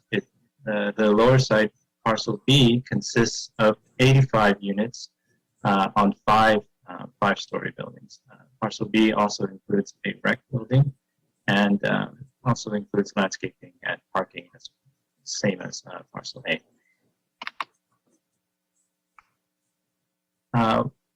One of the specific issues that staff and the applicant worked on is to ensure that the Parcel A had a public access route to take advantage of the Odin Hill views.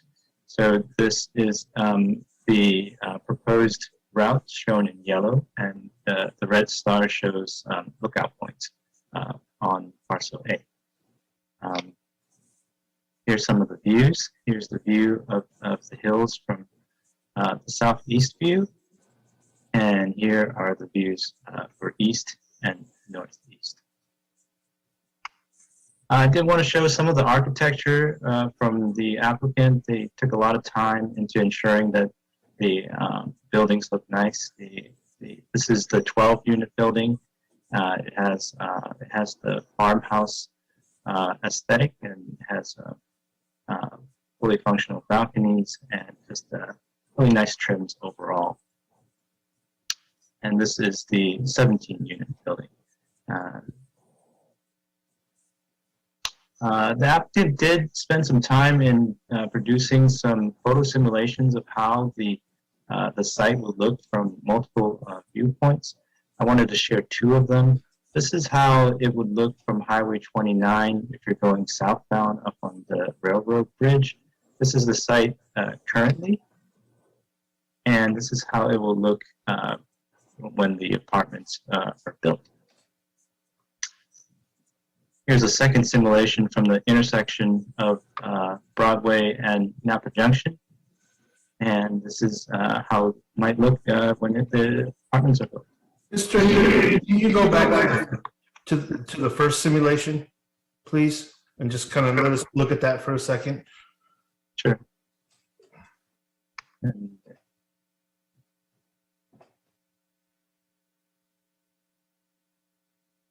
Okay.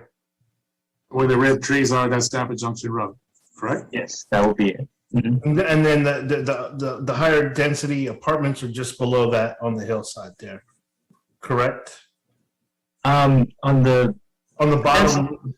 Yeah, the density ratio is pretty much the same. Okay, so that is the other section. Okay. Yeah. That's section B, right? Yeah, section B is on the lower side. Okay. And then here's the intersection simulation and how it would be. I want to share the landscaping plan. The applicant has a pretty robust plan.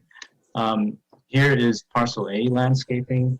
The The main tree species are going to be Trident maples, crepe myrtles, coast live oak, and Chinese pistache. So here is parcel A, and here's parcel B. And then I have two other issues remaining for the project. One is affordable housing in accordance to the American Canyon Municipal Code. With their 294 units, the applicant is required to provide 44 affordable units. The applicant provided a marketing study that explained that the project is most likely infeasible if they would have to provide those units. And they have agreed to contribute to our affordable housing nexus fee in lieu of providing those units. In addition to that, the applicant has agreed to provide their best faith efforts to help bring affordable housing at an off-site location. And we have received a pre-application for an off-site affordable housing project right now. It's called the Napa Cove at the site north of the tennis courts. And the next issue is the Napa Junction Road extension. So this is the segment that's near the Napa Elementary, which is disconnected, which disconnects Napa Junction and Hess Road, and between Napa Junction and Hess Corner and the Napa Junction and Teresa Corner. And so the applicant is agreed to provide to complete the 300 feet linear feet extension.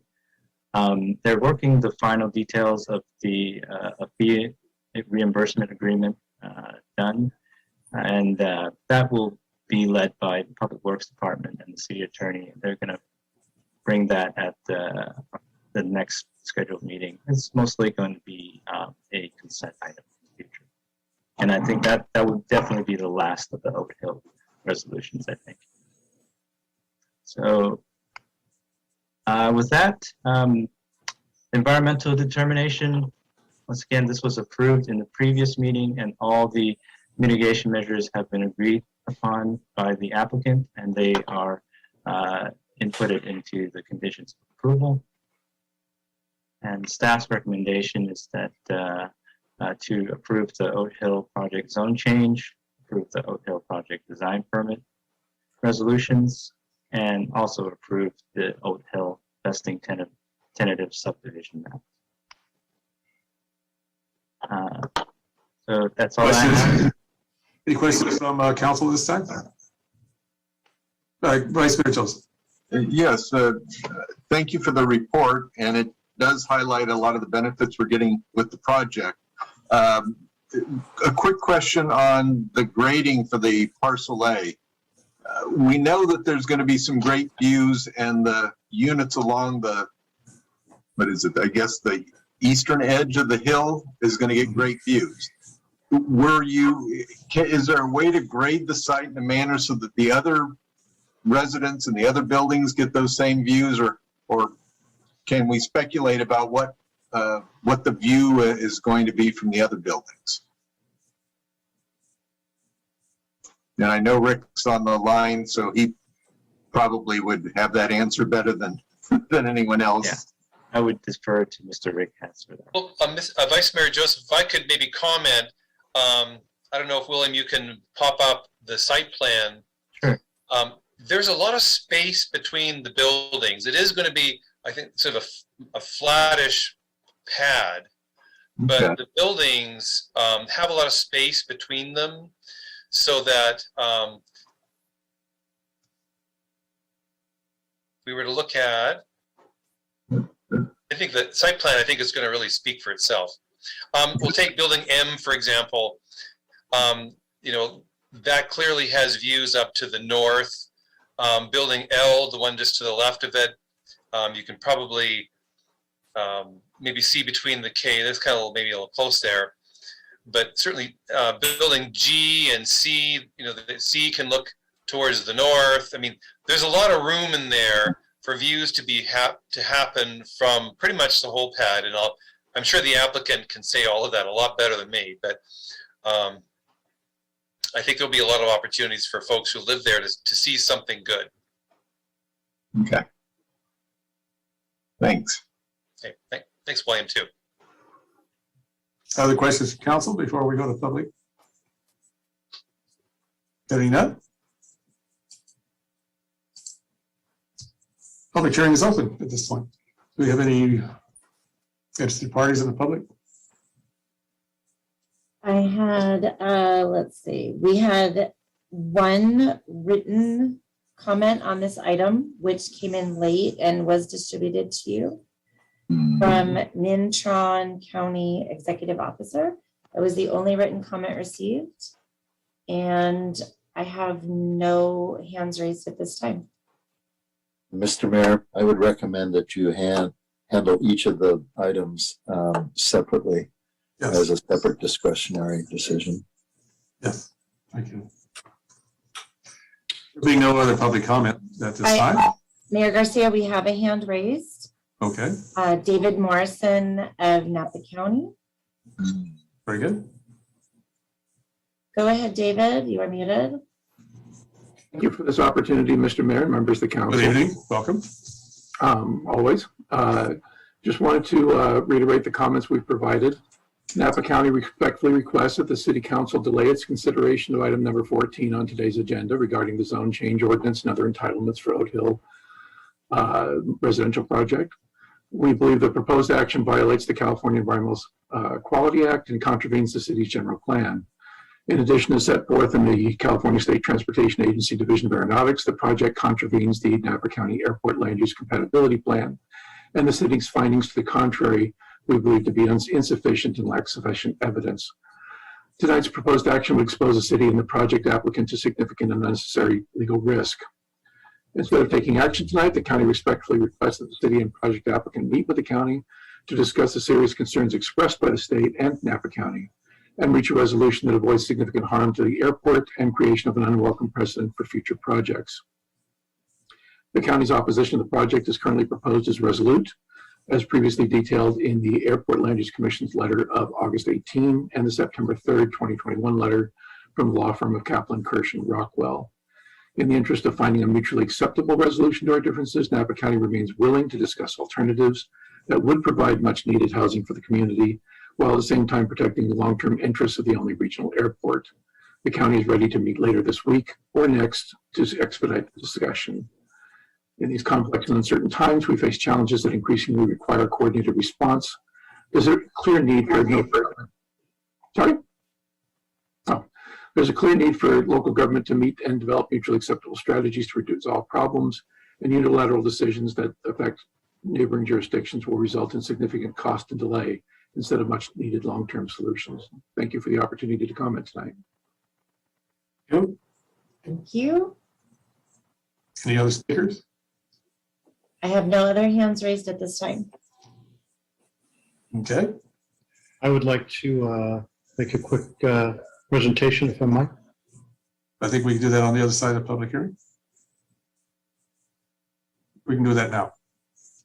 Thank you.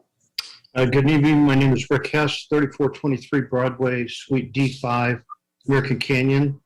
I think that William has done a good job in providing the project description. And you've all had an opportunity over the last 18 months or so to provide input and comments as to the design. And I think that we've successfully incorporated many of those comments into our design that you have before you tonight. Regarding the, I'd like for William, if he could, to pull back up maybe the trail map for viewing. I know Mr. Joseph had asked a question about the connectivity of that.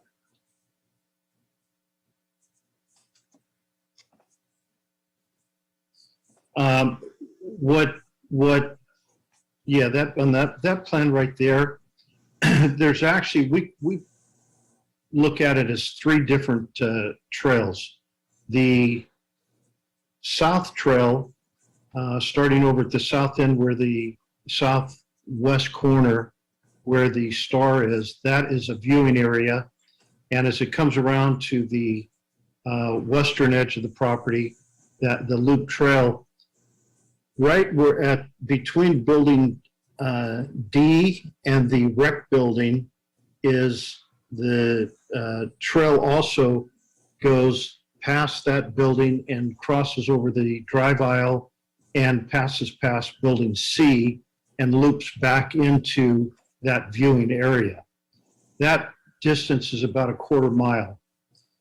Then we have what we call Parcel A loop trail that you could start out on Napa Junction Road and follow the yellow line that is indicated there, or we have a continuous sidewalk on the east side following the main street coming in that you can also tie in to go back and tie into that south loop trail.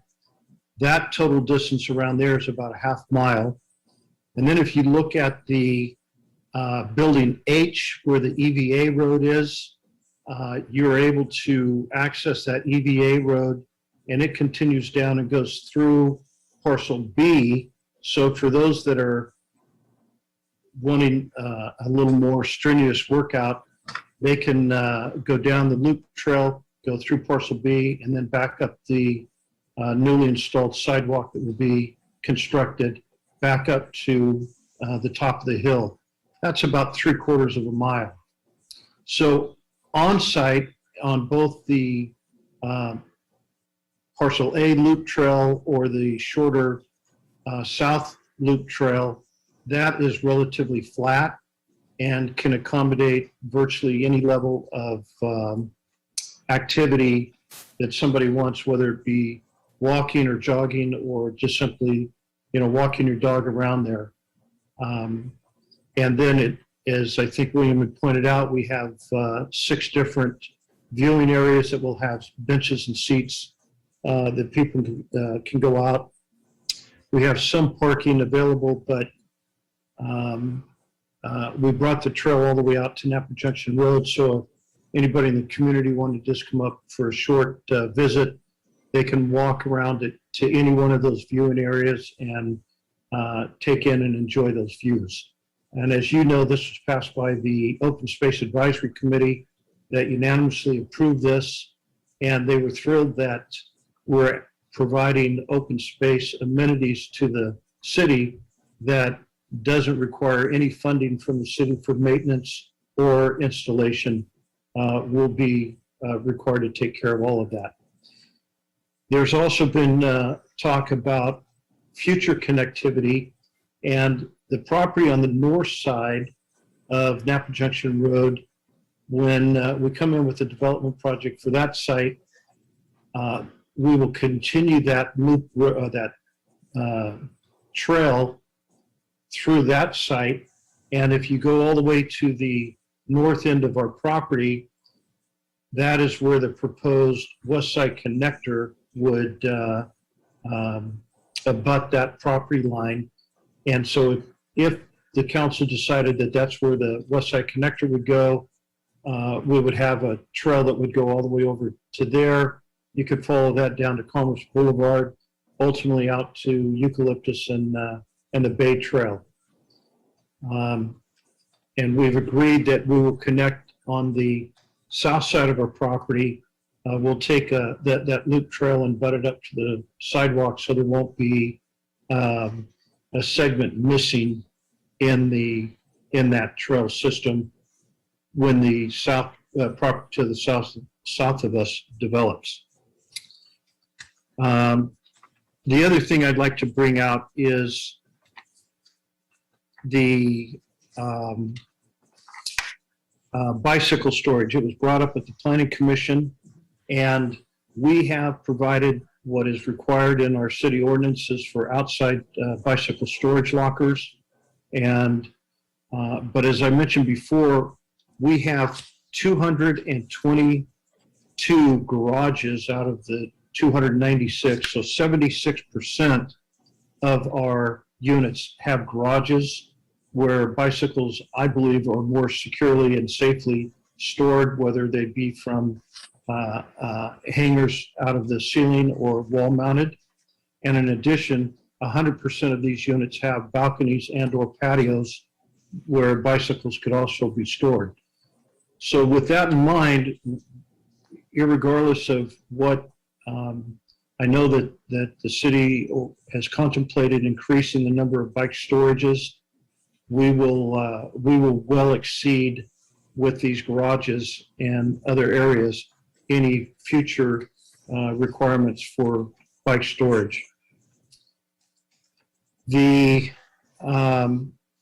terms of the views, Mark had asked the question, how many of these will have views? We took a quick count and we have a minimum of 104 of the 206 units on top have unobstructed views.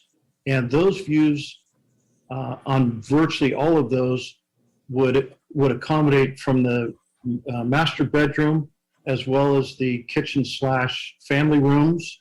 So you'll be able to enjoy the views from inside, but then in addition, then you have the patios and balconies outside. The lower level, 37 of those units would have totally unobstructed views. And then keeping in mind that when you drive up there and start traversing through, as Mr. Cooper had mentioned, there's lots of open space that people just on a daily basis driving in and out are going to be able to enjoy the views regardless of where you're living on site. So I think we've really maximized the intent of the view shed. And one final thing that I wanted to bring out is we'll be building this project under the Cal Green building code. And so part of that, we will be providing solar energy to accommodate 100% of the electricity demand that comes from this project. And with that, I'd be happy to answer any questions. We've kind of exhaustively gone through it, but those are just a couple of points that I wanted to answer questions that have been raised to me in the past. With that, thank you, and I'll be happy to answer your questions. Before we close the public hearing, go to our questions in that answer part. Mr. Mayor, Yep. may I make a point for the record?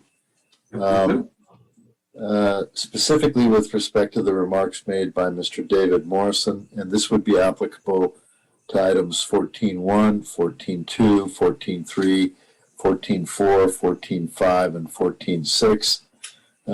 I would incorporate the remarks that I made at your duly noticed public hearing of September 7, 2021 with respect to each of the items raised in the September 3, 2021 letter of special counsel for the County of Napa, specifically making reference to portions of the record where the factual or legal contentions advanced by the county special counsel were refuted. I would specifically reference the contention in number 3 of the failure to prepare an environmental impact report, referencing the reported case of the First Appellate District, the so-called SYAR, S-Y-A-R action, where the county itself adopted an entirely different and in opposition position. In other words, taking the exact opposite legal position, and that contention was adopted by the First District Court of Appeal and serves as precedent in this issue. Further, I would represent for purposes of the record that there has been instruction to this office as city attorney for the City of American Canyon to prepare a confidential communication to council for the county that addresses the concerns advanced in the letter advanced by Mintron and reiterated by Mr. Morrison, and that will be conveyed appropriately consistent with revisions of the Ralph M. Brown Open Meeting Act and principles of Evidence Code Section 1132A. Again, I would respectfully request that that be incorporated in each of the 6 matters that you may hear tonight. Thank you, Mayor. Thank you, Council. Vice Mayor Joseph. Yes, more of a comment or a highlight. One of the things we haven't talked about tonight, but it's on everybody's mind, is drought. And either staff or the developer could comment on what they're doing to address the zero water footprint policy that we have. Part of what we have agreed to do.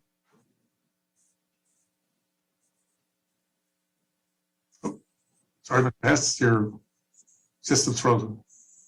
I'm sorry? I think he's back. Yeah. Can you hear me? Yes.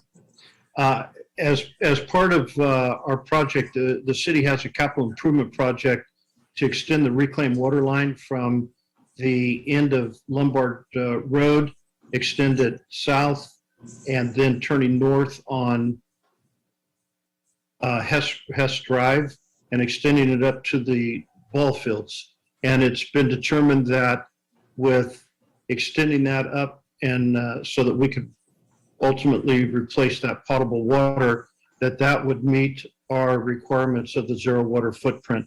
So that is not part of a capital improvement reimbursement. That's just a capital improvement that we will be doing as a substitute for the zero water footprint. Thank you. The public hearing now and move back to council deliberations. Desired action. Public hearing is closed. Hey, council. We have a lot of, if council is agreeable, we have a number of ordinances, a lot of action to take care of, resolutions this evening as well. Well, if there's no other comments, then let me know if I'm doing this right. I think the first one is to waive second reading and read by title only and adopt an ordinance.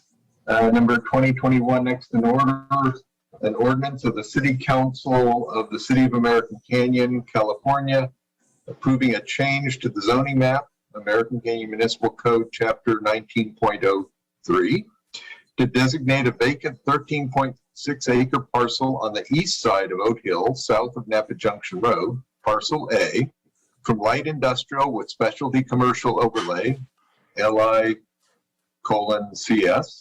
and estate residential, RE, to high density residential, RH1, assessor's parcel number 058-380-008, file number PL 20-0024.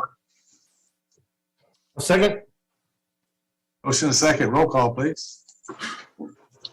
Councilmember Abadamas? Yes. Councilmember Oro? Yes. Councilmember, Vice Mayor Joseph? Yes. And Mayor Garcia? Yes, thank you. And Mark, I'll give you a break. I'll take on the next one. I'll make a motion to adopt resolution number 2021 next in order.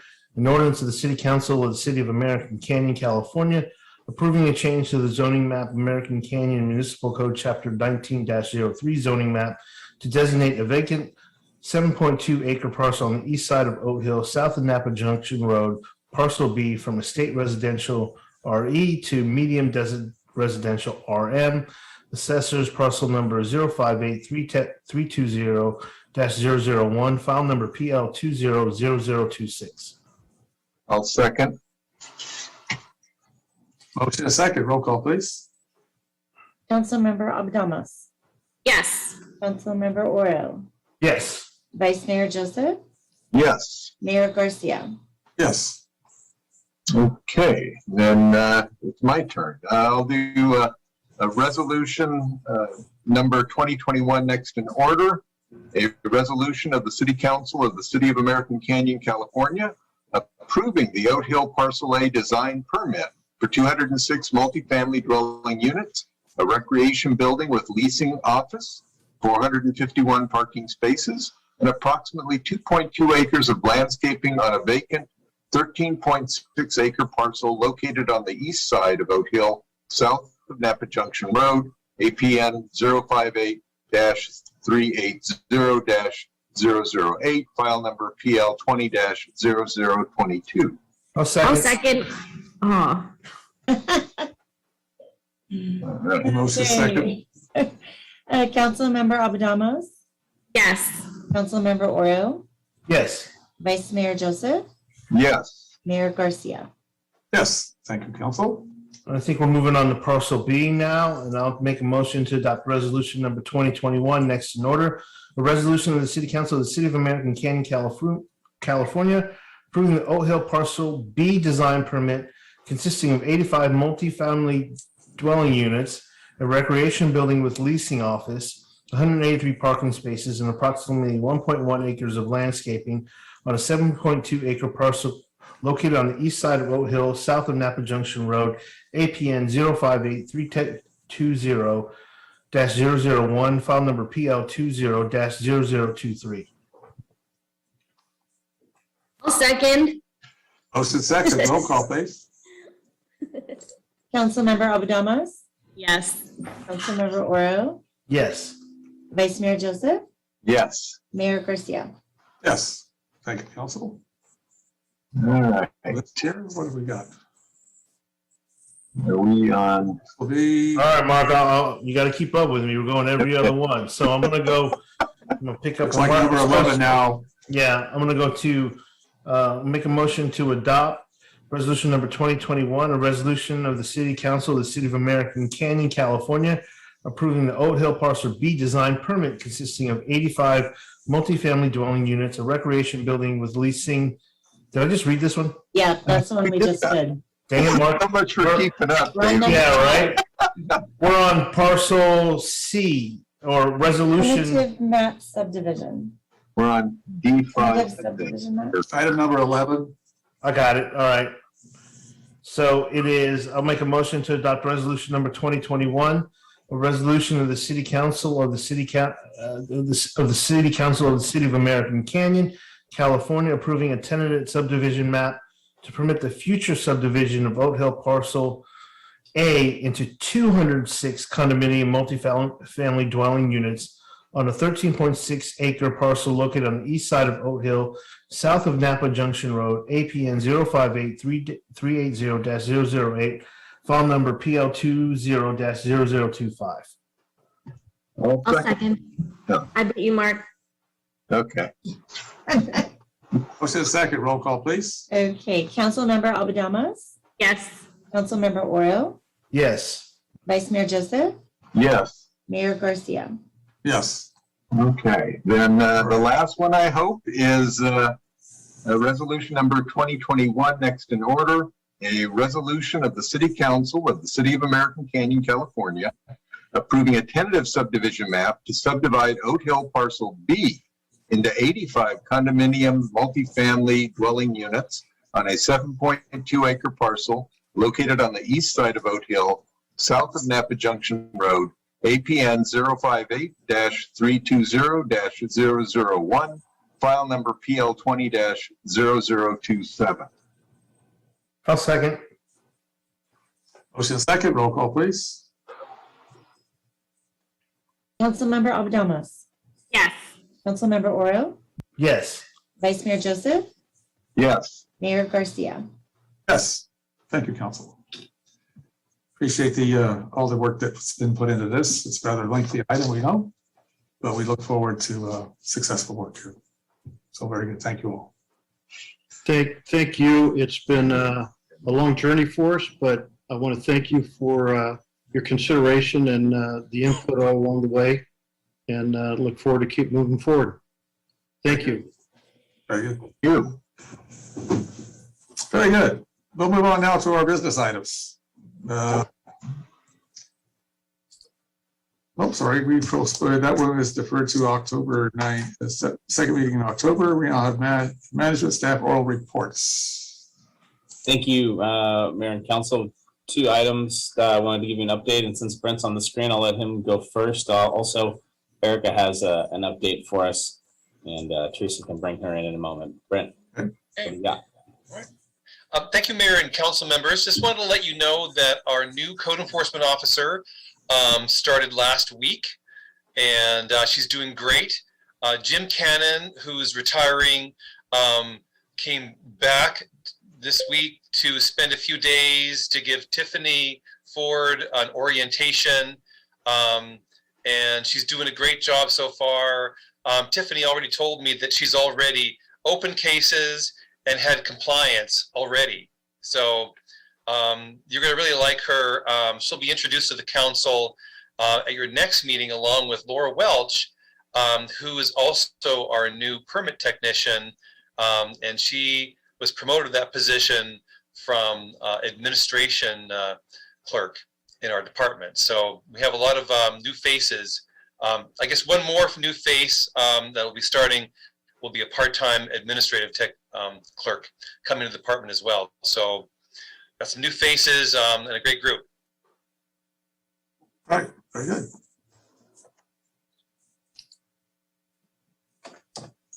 And Erica, I think, also has an update for the group. If you would I'll say welcome aboard to Tiffany. Good to have you on with us. Okay. Another report? Good evening. Can you hear me? Yes, we can. Go ahead, please. Yes. All right. I just take good evening, Mayor, council members. I just wanted to give you an update on the pathways that Ms. Tammy Wong commented on earlier this evening. I'm happy to share that at least 12 of the thermoplastic stamp share the path pavement markings were shipped today to the city. The Bike Coalition was able to provide us the information to order those through Berkeley's or Emeryville. City of Emeryville was the first to implement them. I'll happy there'll be a big. It's really neat pedestrian bike around like 33-foot round symbol that will really help folks to visually see that you're supposed to share the path on all our Class 1 trails. In addition, the etiquette signs have not been ordered yet. We already have to get an order for the Vine Trail extension on Dublin Road. So the timing worked out well that we are mocking up a sign that we'll also be utilizing to have consistent messaging on the Wetlands Edge Trail and the Bay Trail. The same sign, just a little bit different because it's not considered the State Vine Trail, but just similar etiquette so it's consistent throughout the city. And hopefully that sign can get ordered in the next few weeks since there's a local sign maker that has made them for the city of Napa and the county of Napa already. So it's not brand new to them. It'll be very simple to get those ordered and manufactured probably within the next 4 to 6 weeks. Thank you. Thank you. Something that was handed out, I think it was Bicycle Coalition. It's a hand-operated belt. You know, that you clamp it onto your bicycle handle. I use that when I ride my bike on that area. You know, just kind of a heads-up warning, I'm coming behind you, just to let people know. I would suggest that maybe we acquire some of those to hand out as a swag or a freebie at events we do, city. That would be a handy little device to have. They can't be that expensive, but it does give people a fair warning that you're behind it. I always do that as a courtesy, just so people aren't shocked. Fall down. Anything further on management staff oral reports? Just a couple of updates. I wanted to take the opportunity to share some of our agenda forecast of upcoming council meetings. So if you wouldn't mind, Mayor, hopefully you can see on the share screen this agenda forecast. I apologize if the font is too small, but we can fix that next time. We are going to be having our first meeting in October. I mentioned before is going to be a bit of a special meeting. A brief consent really agenda, and then at 7 o'clock, a reconvening with the Planning Commission to give an update on our general plan, and then also talk about the proposed zone change for the Hampton Inn project. The following week, October 12th, will be another special meeting joint with the council, PCS, and OSAC to really focus on the Courtyard Eco Center idea, but also generally some updates on Clark Ranch. Really kicking off that public process that was the subject of the exclusive negotiating agreement from our last council meeting with the Parks Foundation. Continuing on, October 19th is when we're going to hear the draft term limits item that the council moved to that night. We also have a couple of consent items. And then at your October 26th meeting, it would normally be a fire district meeting. We're actually going to have an item of city business that relates to fire. There's a new fire software camera system called the IQ Firewatch that Napa County is deploying, and it will go on a city-owned facility. So technically, the city needs to approve the lease to locate that item, but it'll be a joint meeting with the fire district and the city.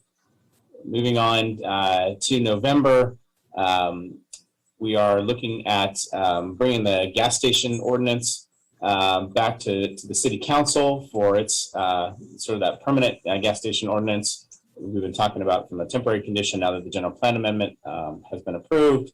Also looking at some relationship issues or relationship opportunities with the fire district and also the Home to Suites project. Special meeting on November 9th. We're going to be having a developer roundtable with the city council and some of our local developers, really talking about our economic development study and their perspectives on development and their experiences in American Canyon. And then you can see some of the other items as we get out into November. I'll note we're looking at a national citizens survey, participating in that process, which is a survey that goes out to all of our residents and really gauges their perspectives and feelings about city matters as part of a national effort that ICMA does. So this is the contract for that. The survey itself wouldn't go out until the spring. We'll wrap up December with a lot of what I'll call our normal business items, end of the year type items. So just wanted to take an opportunity to kind of share some of those, and so that the public and the council really had understanding about some of the upcoming council items. That's all I had, Mayor. Thank you. Okay, very good.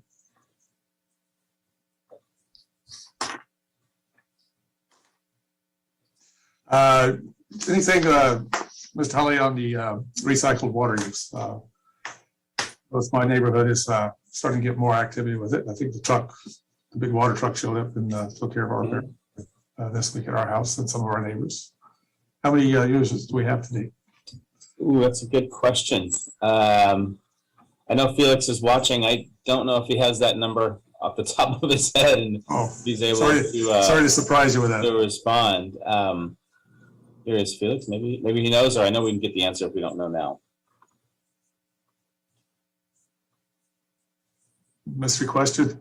Did you hear the question, Felix? No. He's probably looking it up. He might be looking it up. We might be having some audio difficulties. No, it's just a great way to be on top of water use. So that in my water. Yeah, I think I might be on now here. Jason. Yeah, we can hear you. Awesome. Okay. Yeah. Good evening, Mayor and Council.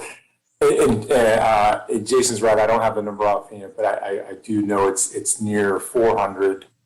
So 400 folks for delivery as well. We're delivering 5 days a week now, and we still have the fill station open on the weekends. So the recycled water deliveries definitely have increased significantly. And we've also had more people that have taken the training that's required to do this self-service at both locations, the WRF and the courtyard. Is there a way that we can incorporate that information into the monthly drought report? Number of customers, gallons, whatever, so that we can start tracking that too, because it's an excellent service. And I think we got a report recently that you've dispersed over 1 million gallons of recycled water to our households, which, is a couple acre feet of water. That's incredible. Yes, thank you, Vice Mayor. We absolutely can do that. And so 1 million, roughly 1 acre foot is roughly 326,000 gallons. So it's closer to 3. Yeah. Got my numbers mixed up. Okay. So, good. Yeah, we'll provide that information. Excellent. I'm seeing more barrels in front of houses all over town, so that's a good sign. And I finally figured out how to use my cube, so I'm ready to start recycling. Very good. That's all we had, Mayor. Thank you. Thank you. Moving on to Mayor Council comments, committee reports. Mine are submitted. I think probably the comment I would make just on the evening at the at the ruins this last weekend was just phenomenal. We have an incredible asset there, and the team that puts that together are just very talented and very. This is the 5th year, so they have really refined the process, and it just gets better every year. And congratulations! I know their interest is in the Parks and Community Foundation. The Eco Center is an issue they're interested in for the use of the old courtyard. And Sierra Club donated $50,000 on Saturday for that. So thank you for that. And I think we have an incredible asset here in the city with that regard. I have nothing further to add to my committee reports. Vice Mayor Joseph? I would echo your comments about the evening at the ruins, but otherwise I put all my stuff in the report. Okay. Councilmember Washington has his. Councilmember Harrell, anything to add?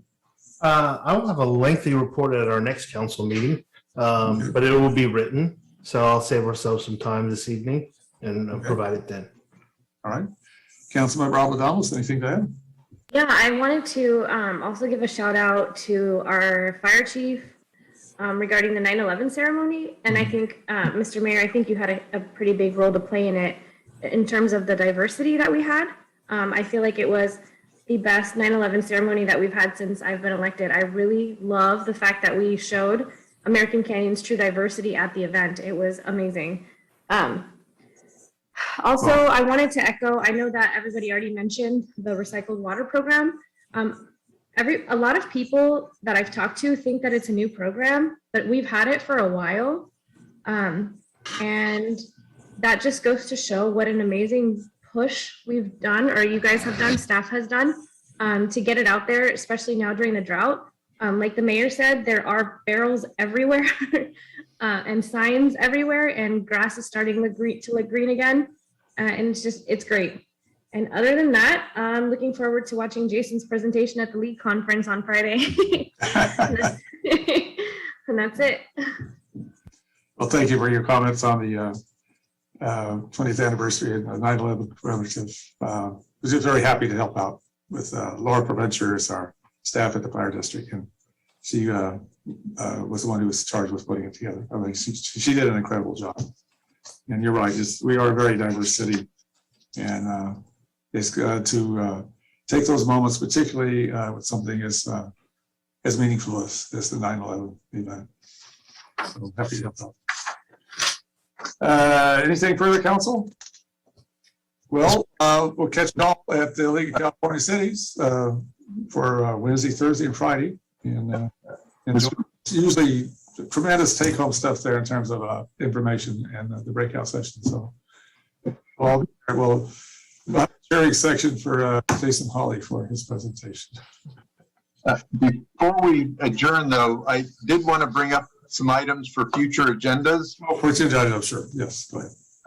First of all, as I said earlier on the climate crisis or climate emergency, I would like staff to come back with a resolution that talks about that and offers some target goals to become carbon free, as well as maybe an action plan for how to get us there.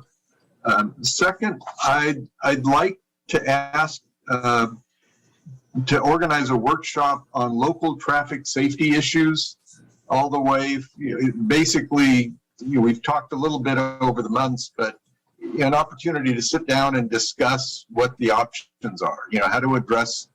Some of these are impossible to solve, but at least to get a good dialogue going on local speeding, cut through traffic, people rolling through signals and stop signs, all of those issues. I think it's time to sit down and at least allow for some dialogue over what we can and can't do and how effective we can hope things to be. And then the last one, frankly, on behalf of Mr. Kissinif, if we could at least get a report on what's going on with our cannabis ordinance and whether we think there's anything that needs to be adjusted or if everything is working fine, or at least get an update on the permits that are being processed. Very good. So those are my three. I have something too. I would make a motion to that effect. And what we'd like to do is sort of take these individually. I want to make sure I get but Yeah. consensus and clarity on them so that we can look at these. On the first one, and Mark and I talked about this offline. There's some terminology around the word climate emergency versus climate crisis, and in my world and in the municipal code, more importantly, the word emergency triggers a number of particular things that provide me powers to operate in an emergency manner, provides the fact that we need to update that emergency and declare it again every month, and really operates like an active emergency with an emergency response. Police and fire are usually involved. And it's a very specific sort of legal definition. The term climate crisis can mean a lot of different things, and it doesn't have a legal definition in our municipal code. So if this is something the council is interested in doing, and you guys can tell me that here in a moment, what I would bring back is something that is more geared towards a climate crisis resolution, as opposed to something that had the word climate and emergency in it, because I don't think it is the council's intent to declare an emergency in the sense of giving me emergency powers and then every month continuing to declare the emergency until it's over.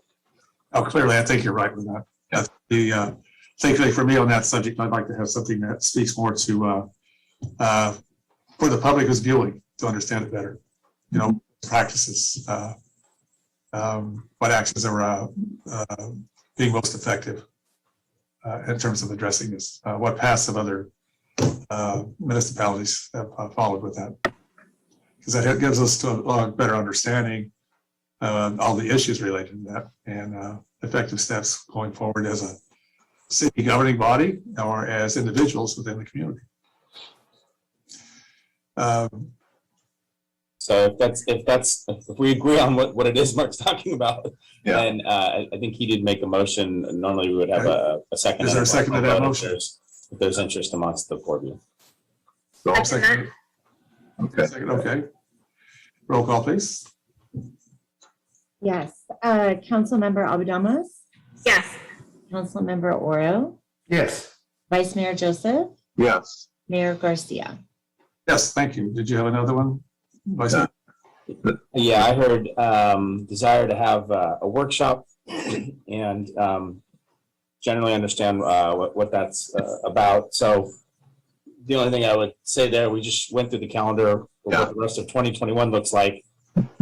Pretty full as far as the things we have lined up. I don't know if there's the expectation of doing it before the end of the calendar year or not. Is I think I'm not clear what the request is how it works. It's to me it's too general.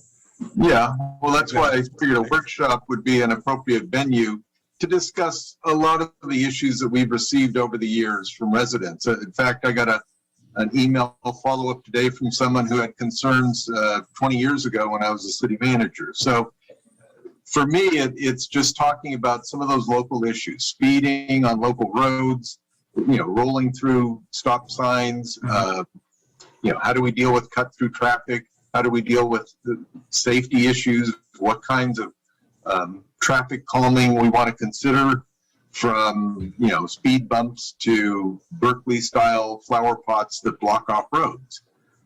That's kind of where I'm. The general concept, and I would agree. This is more likely to be a 2022 item than a 2021 item. There's just too much between now and then. I would agree with that. I mean, I think there's a lot that we can do there. You've been hearing more. You've always heard about it, so I'll make a motion to adopt to get a workshop on local traffic issues.